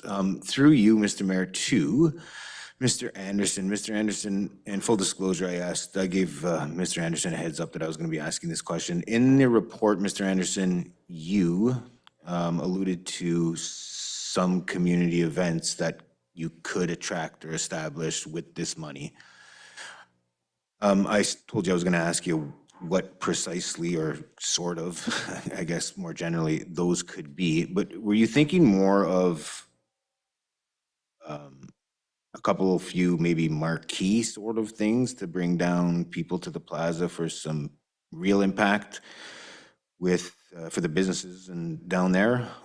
Or were they more kind of regular programming that would happen more consistently? Through you, Mr. Mayor, to Councilor Gardy. I've had extensive conversations with the Plaza supervisor on this matter. I believe that there's a strong opportunity to partner with some of the larger established events and offer complementary programming at the Plaza. This would include potentially Queen Street Cruise, Vivid Art Festival, which I think was a great example of an event that used both the Bondar Pavilion as well as the Plaza. Obviously, Bonsu is something that we continue to support and have the opportunity to reinforce with more activation at the Plaza. And Beer Fest has grown substantially over the past number of years and has plans to continue growing. You know, continued support for Poutine Feast, which has been highly successful and has received funding from tourism in the past, you know, I think is great. And I'm aware that Mr. Ingram and his team have some new plans for potentially winter 2027 that, you know, have some additional work to be done. But I think standing behind some of the new events that could be developed and perhaps need some seed money to really create them into a large visitor-friendly event. Thanks, Mr. Mayor. And I'll let Councilor Caputo correct me if I'm wrong. I agree with her about the amount of money, but I would suggest that the time to activate that plaza is sooner rather than later. I'd also say that, you know, despite us being winter people, it's a lot easier to activate it, you would think, for more active things during months where it's not minus 25 outside. So I'm of the opinion that we should probably support this.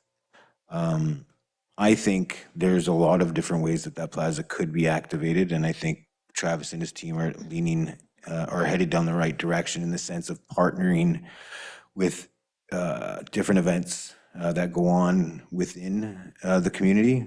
You know, there's often, you know, community concerts or things going on like that. You know, there's a stage there, I think, that could be used a heck of a lot more. I think there's a screen there that could be used a heck of a lot more. 50 grand is not a tremendous amount of money, but it's, I'm of the opinion, what I would like to do is, I would like to, eventually, I could come with an amendment. All this is Councilor Caputo, she's got one, but I was thinking in terms of a roadmap, you know, 18.8 is what they have now. Give them another 25 out of the mat this year, see what they can do with it. And if they need another 25, we'll know whether or not they use the 25 wisely. But anyway, those are my comments. Thanks. Thanks, Councilor Gardy. Councilor Spina? Thank you, Mr. Mayor. One question through you, Mr. Mayor, to Mr. Anderson. I believe the 50,000 requested is, I think I know the answer, but I'll ask you for clarification. In addition to the 18, so a total of 68,000? Through you, Mr. Mayor, to Councillor Spina, that is correct.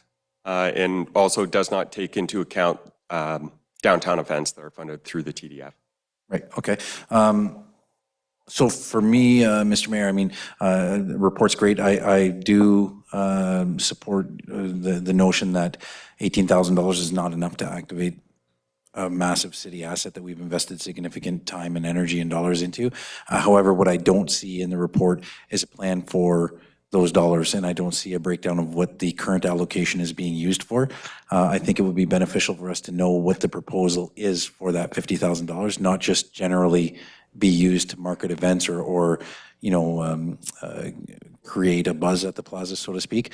I actually want to see a detailed report on how it's going to be spent, because we don't know if 50,000 is too much. We don't know if 50,000 is not enough. I think the only way we can make an educated decision is on if that plan is in front of us. I appreciate that Mr. Anderson has indicated a lot of different events that are planned. We had this conversation when the plaza was being built, and the conversation was, it's really nice to talk about things that we might do, but I actually want to see it in writing, and I want to see it committed to that these are the results that will be delivered for the community. I don't want to just talk about it in general and throw $50,000 on it. I want to actually see a detailed plan with commitments, timelines, and ROI.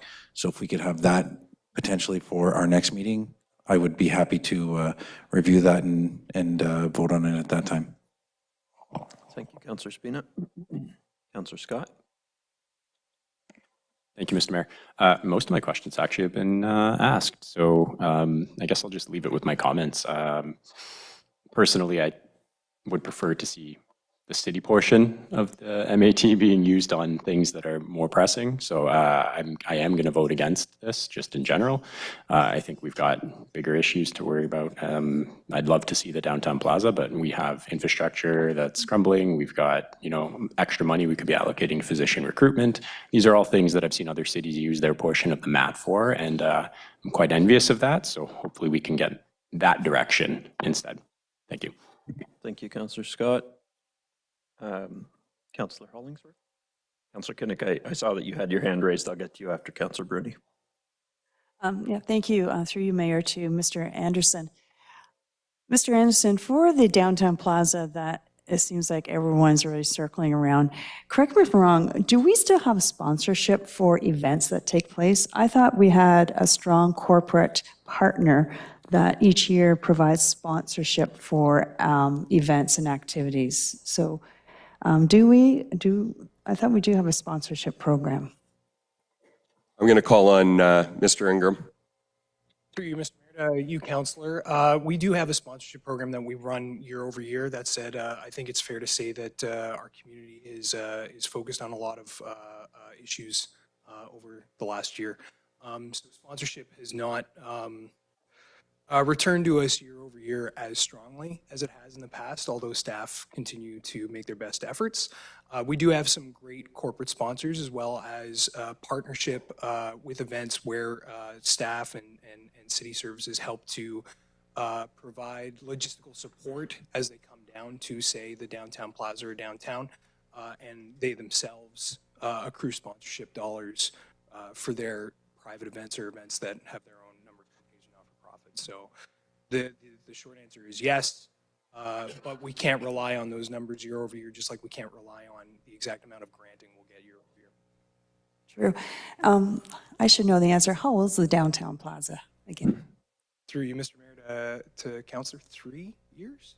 3 years, okay. And when it was built, did we have any contracts with certain corporations that they were sponsoring for the 5 years? Through you, Mr. Mayor, to you, Councillor, yes, most of those are in-kind support, although that alleviates the budget. It's not actual physical dollar in a sense. Okay, okay. Thank you. I just have a comment. Right now, I'm still with, Councillor Scott.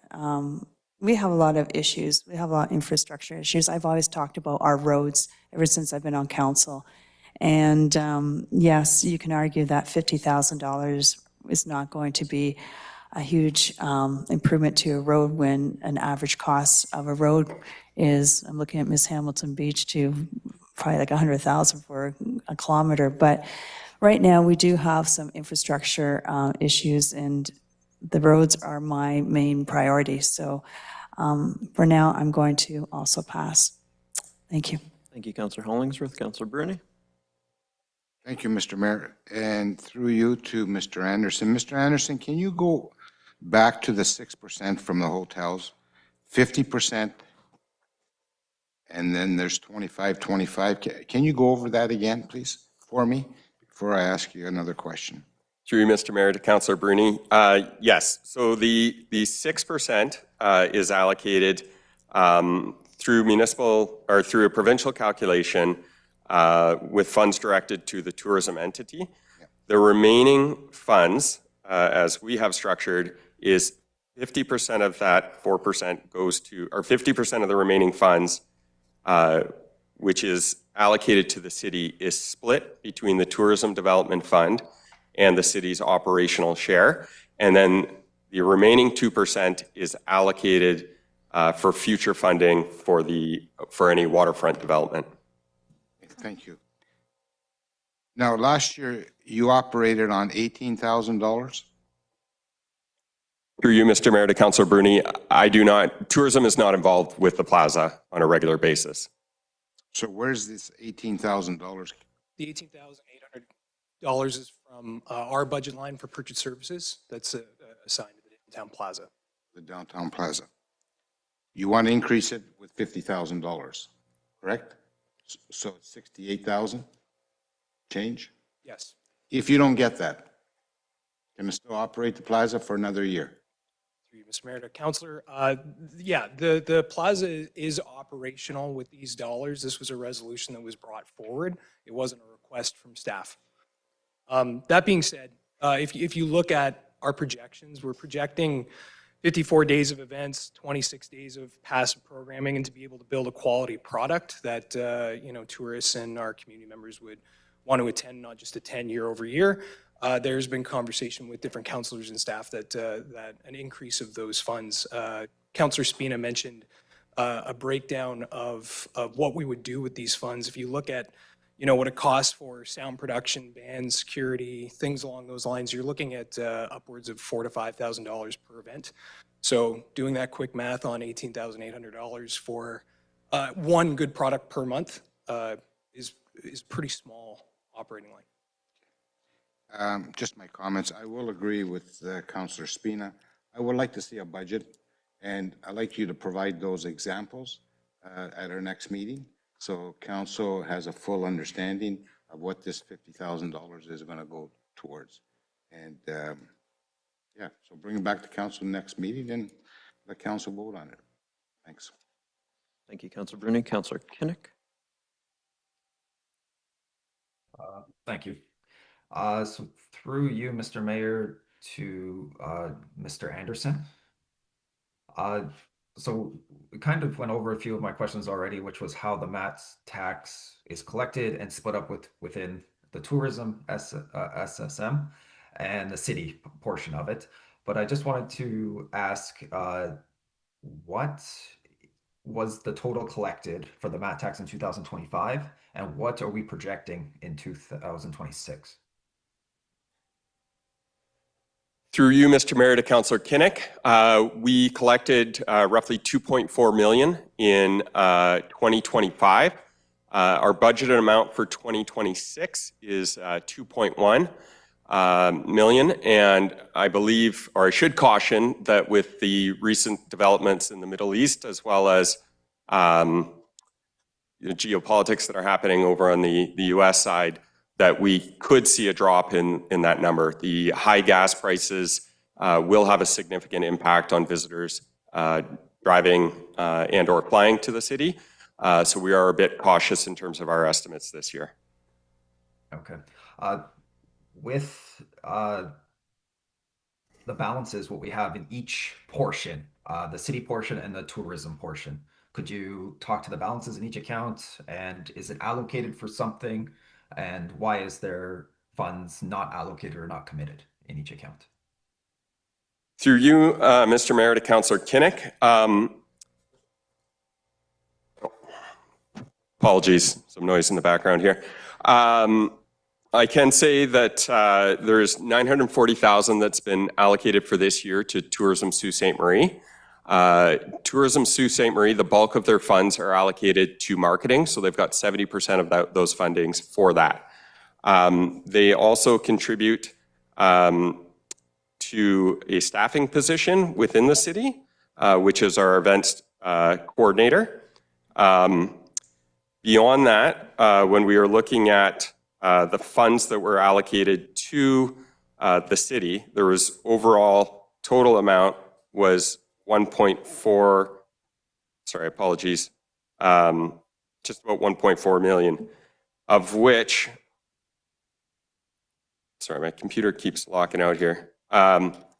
We had about 463,000 that is going to, sorry, 453 that is going to waterfront initiatives, 494,000 which will go to the TDF reserve, and 494,000 which will go to the operational budget for the tourism department. Okay, so when we have nonprofit groups that are organizing events downtown or along the waterfront, which portion, which the 50% portion or account is it coming from when those nonprofits or event organizers apply for funding? Those organizations would apply to the Tourism Development Fund. Okay, so that's out of the, okay, so that's out of the tourism SSM portion. For clarification, Councillor Kinnick, it is from the city's share. From the city share. Okay, that's what I wanted to know. Okay. So you said that we have some funds that are allocated and not allocated. So from the city share, what portion of the funding is going to future projects, and what can you name what some of the projects are? Through you, Mr. Mayor, to Councillor Kinnick, the plan was to, what we do on an annual basis is we provide a report to council outlining how we intend to use the MAT for the specific year. The MAT funds are not identified until later, after Q1 of 2026, or sorry, of each calendar year, so the report will be pending.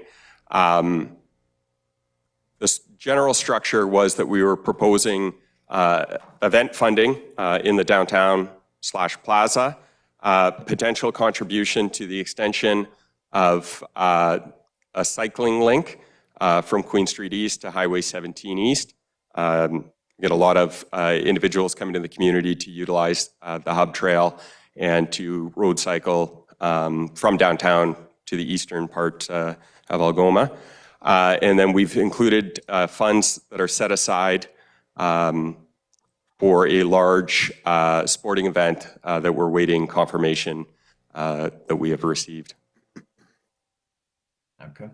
Okay, so just for my own research with this, some other municipalities that I have read about are using the city portion of the MAT to fund programs such as physician recruitment, park upgrades, public transit, washroom and garbage maintenance in tourist areas, boat launch infrastructure, trail infrastructure, and also they're using it for economic development planning and with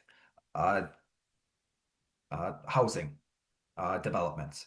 So have we ever used or have been brought to council to suggest to divert the city portion of the MAT into any of those areas? Through you, Mr. Mayor, to Councillor Kinnick, we have utilized the MAT funds to support quality of life initiatives within the city. Those have included park upgrades, hub trail extensions between 3rd and 4th line, the installation of kayak docks to support local kayak guides as well as residents, and the installation of community wayfinding as well as supporting events. Okay. Thank you, Mr. Anderson. I just have comments now. So I've been on council for almost 4 years now. I think this is the first time I actually understand how the mat tax is being divided up and how it's being spent in our city. Like I said, through my own research, I found other cities are using the city portion of the mat tax to fund things such as physician recruitment, park upgrades, public transit, trail infrastructure, boat launches, and housing infrastructure and economic development planning. I think we're missing out on these opportunities that the MAT can help us out with, especially when currently we have about $500,000 of uncommitted reserve funds in the MAT of the city's portion. And I think we as a council need to take a look at that and come up with a resolution and decide for the future that we should be utilizing these funds and divert some of these expenses away from the property tax or the levy. Thank you. Thank you, Councillor Kinnick. Councillor Dufour. Thanks, Mr. Mayor. I just wanted to make a couple comments here. I think it was a couple years ago when the GFL Center and staff came to council with the goal to increase the quality of events at the GFL Center.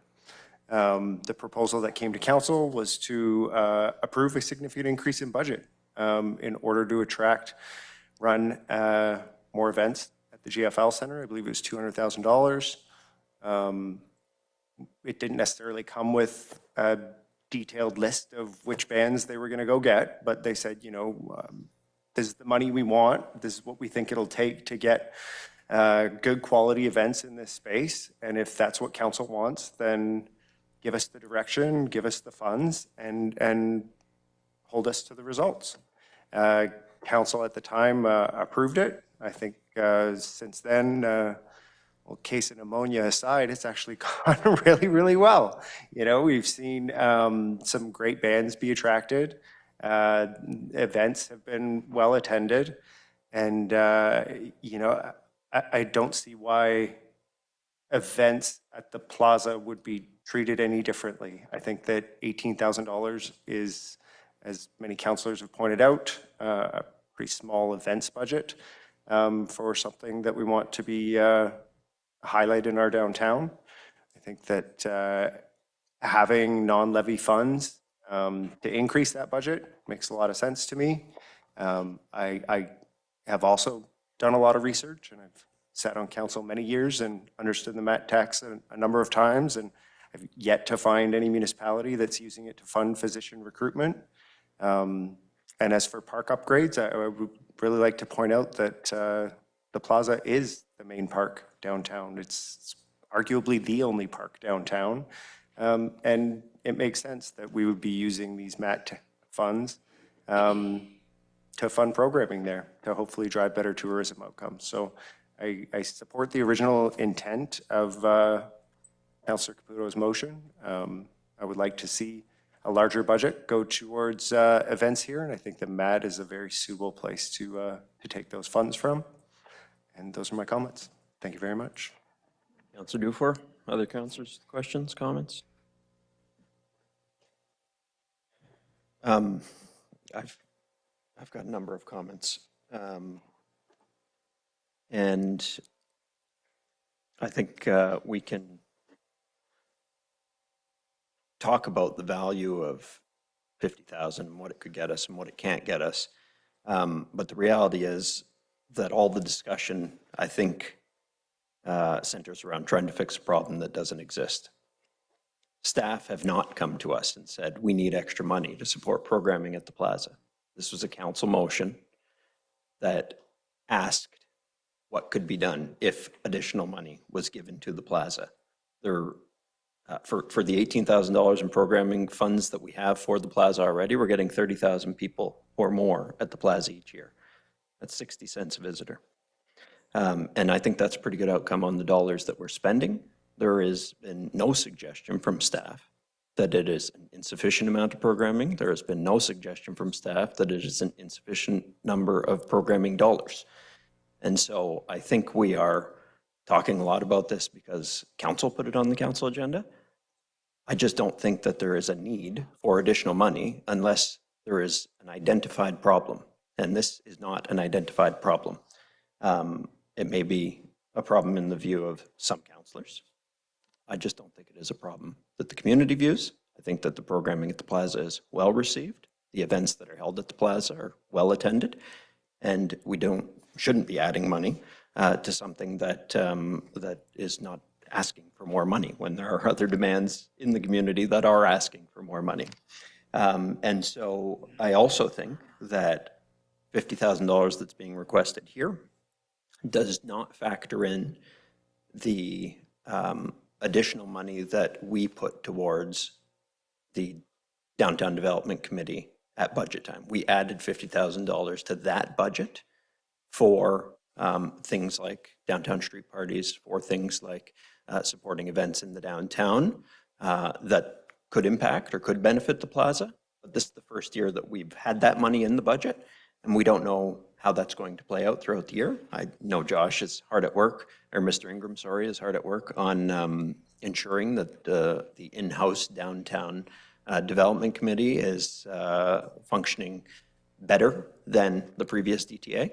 And the results will be known this time next year. So I think that money is programming, has the potential to activate the downtown in additional ways as well. And so I don't see the need to add additional money to the Plaza budget, whether it's levy supported, not levy supported, or in any other way, shape, or form, unless we identify a problem that needs to be fixed.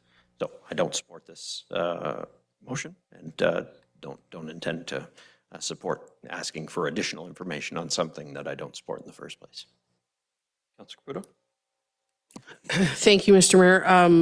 One thing I have heard tonight that many agree on is that the 18,800 is not enough. So I am hopeful that I would like to put a deferral on this motion. I don't want to turn it down completely, but I would like staff to go back and review my original motion and come back with a report where then council could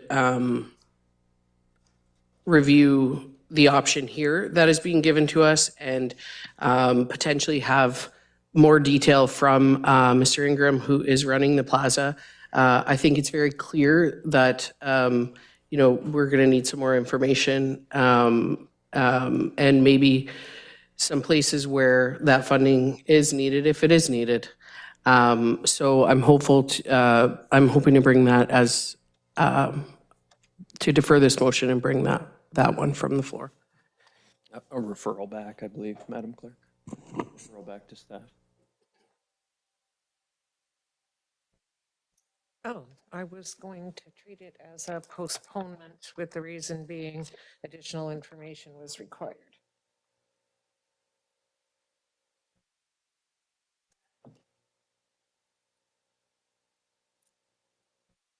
Either will affect that. So that's pending a more detailed report with additional information regarding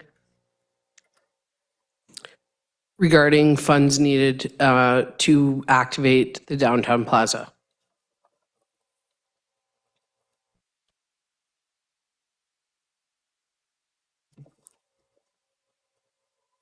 Yeah, to further activate using MAT funds. So before we seek the seconder, can you just read what you've sorted through there, Madam Clerk? Resolved that the main motion be postponed pending a more detailed report with additional information regarding funds needed to further activate the downtown plaza using MAP funds. Councilor Gardy will second that. Could we include like some examples of what those events could potentially be or further activation? Like, yeah, I don't know that we need to be that prescriptive in the motion. Yeah. Perfect.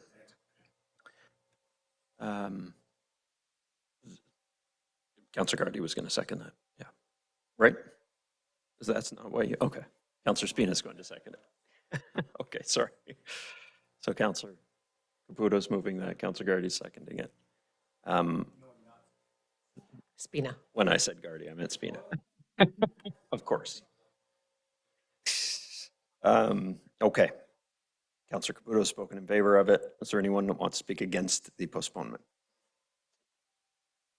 I will speak against it and reiterate my points that I don't support the main motion. I don't think we should be sending this back to staff for additional work, and that I think that we should vote on the main motion now, as I'm prepared to do, and I suspect many of you probably are. So all in favor of postponement? Opposed? That does not pass. Just waiting. Councillor Spina in the affirmative? And Councillor Bruni? Okay, so in the affirmative of the postponement, I have Councillors Caputo, Dufour, and Spina. Opposed, Councillors Gardy, Bruni, Scott, Segurdo, Hollingsworth, Kinnick, and Mayor Shoemaker. Brings us to the main motion.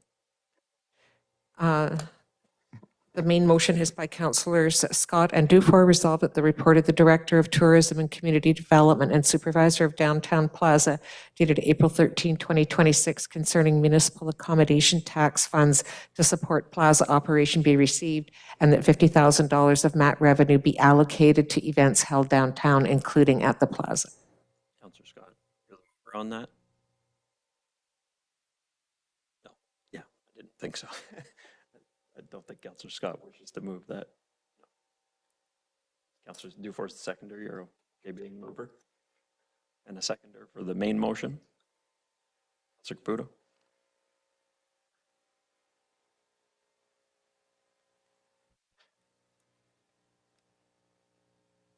Suddenly nothing wants to work. No, of course. Okay, that motion is moved by Councillors Dufour and Caputo. So that's the main motion. Do you have a point of order question? Because we've already done all the... Yes, question on the motion. If this is turned down today, it cannot come back? Till after the election. Right, thank you. All in favor? All opposed? That's defeated.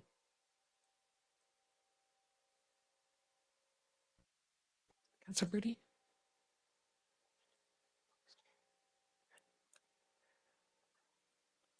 So in the affirmative, I have Councillors Caputo, Dufour, and Spina. Opposed, Councillors Gardy, Bruni, Scott, Segurdo, Hollingsworth, Kinnick, and Mayor Shoemaker. Okay. Thank you, Council. And we already talked about the DSAB lease. Agenda item 8.8.1, the Downtown Development Committee. I have a motion by Councillors Scott and Dufour. Resolved that Cody Ambo and Tanya Kahanovic be appointed to the Downtown Development Committee from April 13, 2026 to December 31, 2026. Questions on this, Council? Favor? That carries.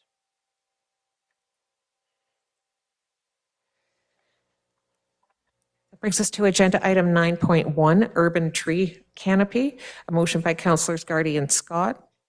Whereas the City of Sault Ste. Marie is committed to a net zero greenhouse gas emissions target by 2050 and requires scientifically verifiable data to measure the carbon sequestration capacity of its urban forest.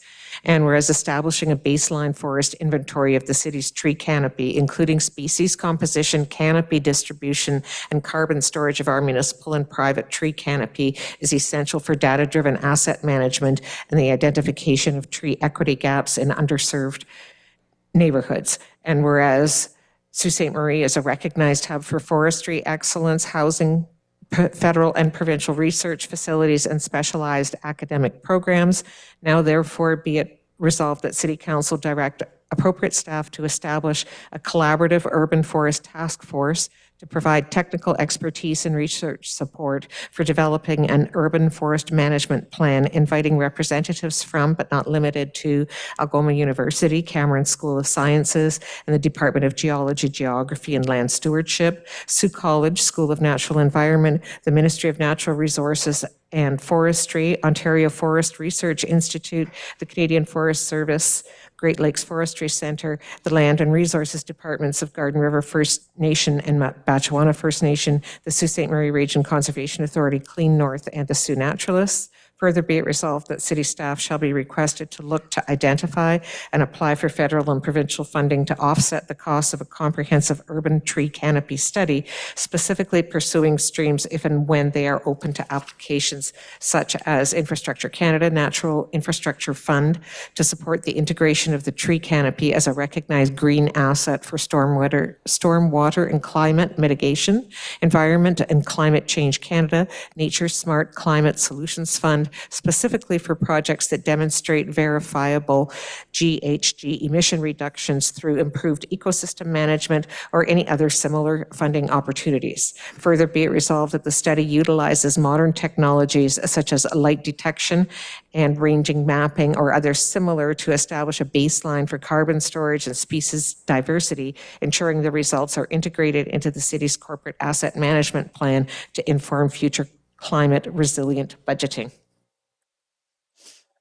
Councilor Gardy.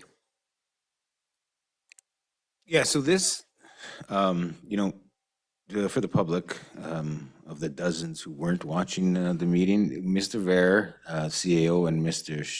Shoemaker, Mayor Shoemaker, came to a couple of meetings ago. They visited the Environmental Sustainability Committee meeting, and we had a conversation about some different plans and initiatives that could be brought forth.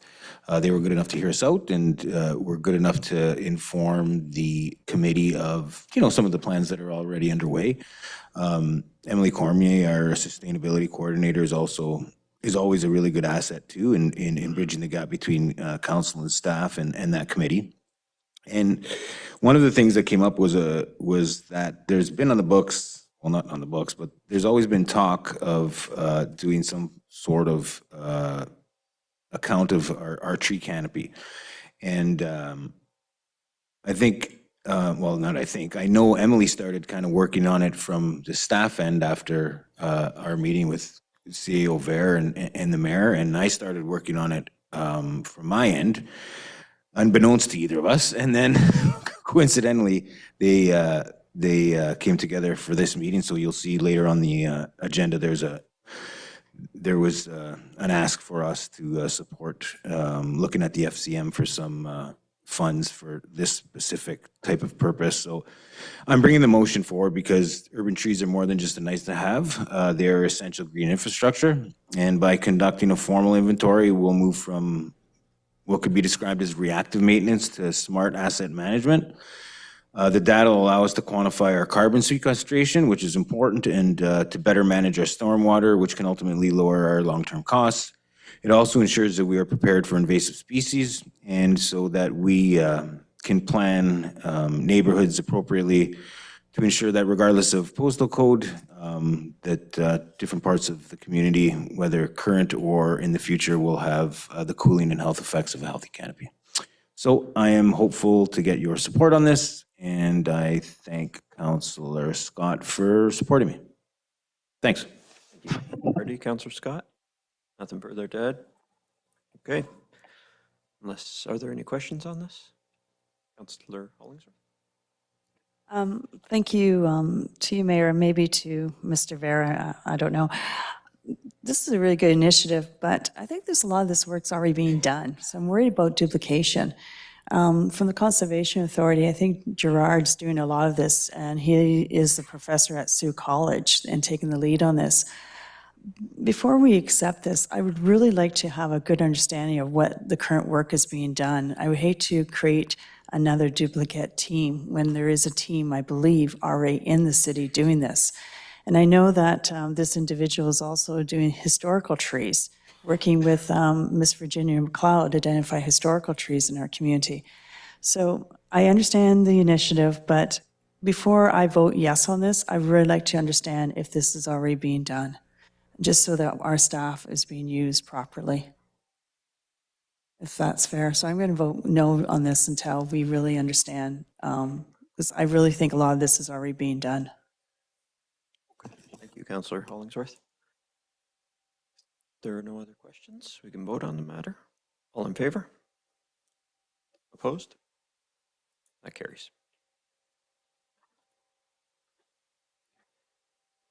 That carries with Councillors Caputo, Gardy, Bruni, Scott, Zagordo, Pinnock, Spina, and Mayor Shoemaker in favor. Councillors Dufour and Vezo Allen absent, and Councillor Hollingsworth in negative.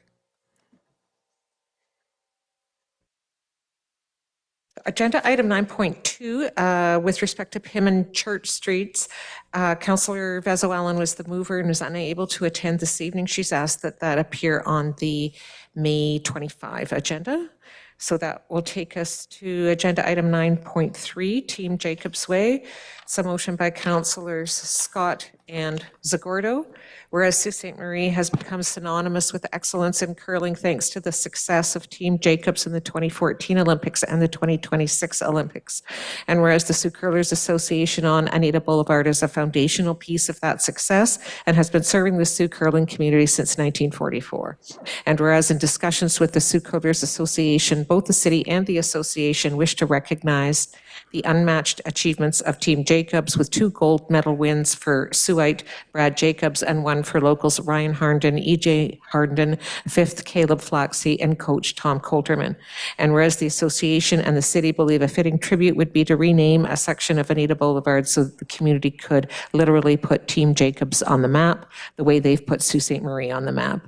Now therefore be it resolved that City Council direct staff to take all steps and prepare all bylaws necessary to hereinafter change a section of Anita Boulevard to be named Team Jacobs Way, ensuring that the Sioux Curlers Association can be located at 1 Team Jacobs Way, but also ensuring no changes to the residences on Anita Boulevard are required.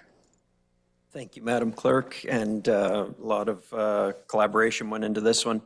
The curling club and I connected shortly after the 2026 Milan Olympics and the Briar, which were both saw Siouxites be victorious in both of those efforts at curling. Brad Jacobs, of course, on the Olympic gold medal team, and Ryan and EJ Harnden on the Team Dunstone Briar win, and they also received a silver at the Worlds of Curling. And so in 2014, the 3 of them, as well as 5th Caleb Flaxey and coach Tom Coulterman, took gold at the Sochi Olympics. And so a fitting tribute was discussed with the curling club. They thought that a proper recognition of Team Jacobs and the success in 2014, 2026, as well as the success of its members, Brad, Ryan, and EJ, be recognized and celebrated. And there is a meet and greet, I should note, with Brad at the curling club on Sunday at 1 o'clock. And if this passes, we'll be unveiling the Team Jacobs Way signage at that event. And Brad has been, given a heads up about this to make sure that there was no objections. EJ and Ryan have been given a heads up about this to make sure there was no objections, and staff put in some preliminary work to make sure that it was feasible, and it is. And so this would be our council's way of recognizing the great work they've done by officially renaming a street. I know Algomayu has a ceremonial street named after them just in front of the George Leach, but this would be changing our bylaw and officially recognizing part of Anita Boulevard as Team Jacobs Way, and the curling club would hereinafter be known as 1 Team Jacobs Way and not 124 Anita Boulevard anymore. So a good outcome, I hope, if council will support it. So I'm asking all of you for your support. Any questions? Councillor Hollingsworth. Thank you. Gosh, this is amazing. This is so well deserved. We have a lot of gold people. Even the Sioux College curling team won gold for Ontario, so they could be our future as well. But this is awesome. Thank you. Thank you. Councillor Scott. Yes, sorry, as the mover. Oh, it's okay. And then I was just going to say thank you for thinking of me on this. I actually curl at the curling club, so I'm wondering what my phone will start saying every Thursday night, if it's going to say you should be heading to Team Jacobs Way. But yeah, this was a slam dunk. I used to work with Brad years ago, back when he was a spare on one of the Briar teams, and They've always represented Sault Ste. Marie very, very well. So I think that that is a very fitting thing to do for himself, Ryan, EJ, Caleb, Tom, and I guess by extension, Mark, Brett, and Ben, right? The new team. But yeah, curling is definitely a part of Sault Ste. Marie, and I was happy that you brought this forward, and I was very glad to jump at moving it. So thank you. Thank you, Councillor Scott. Councillor Zagordo? Nothing really to add, just it's well warranted in this success. You look at it in terms of individuals even participating in the Olympics is a difficult task to begin with, but to come back home with 2 gold medals is extraordinary. So happy to second the motion, and we could use your support. Thank you. Thank you, Councillor Zagordo. All right. If there are no other questions or comments, we could vote on that. All in favor? Any opposed? That carries unanimously. It does. That will take us to bylaws.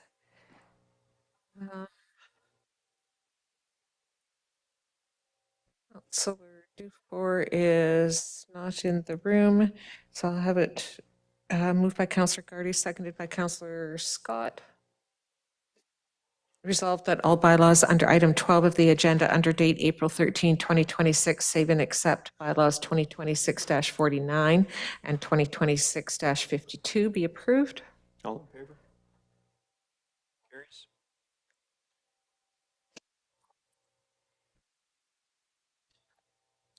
East Tribe has decided it's enough for one night.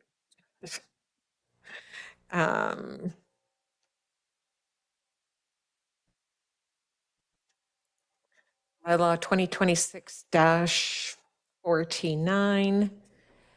Motion by Councillors Gardy and Scott, resolved that bylaw 2026-49 being a bylaw to authorize the execution of the agreement between the City of Sault Ste. Marie District Social Services Administration Board to conduct elections under their jurisdiction in territories without municipal organization in the Algoma District to be passed in open council this 13th day of April 2026.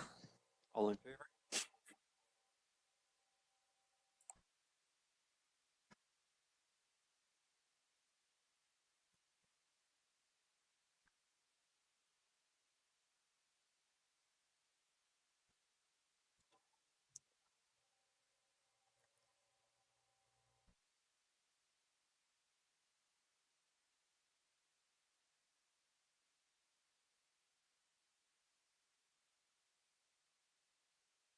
And a motion by Councillors Gardy and Scott, resolved that bylaw 2026-52 being a bylaw to authorize the execution of the agreement between the City and Sault Ste. Marie District Social Services Administration Board for the lease of 72 Tancred Street and 65 Old Garden River Road for the effective delivery of emergency medical services for an 8-year term be passed in open council this 13th day of April 2026. All in favor? Carries.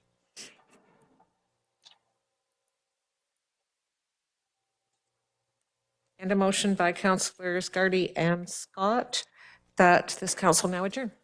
All in favor? That carries.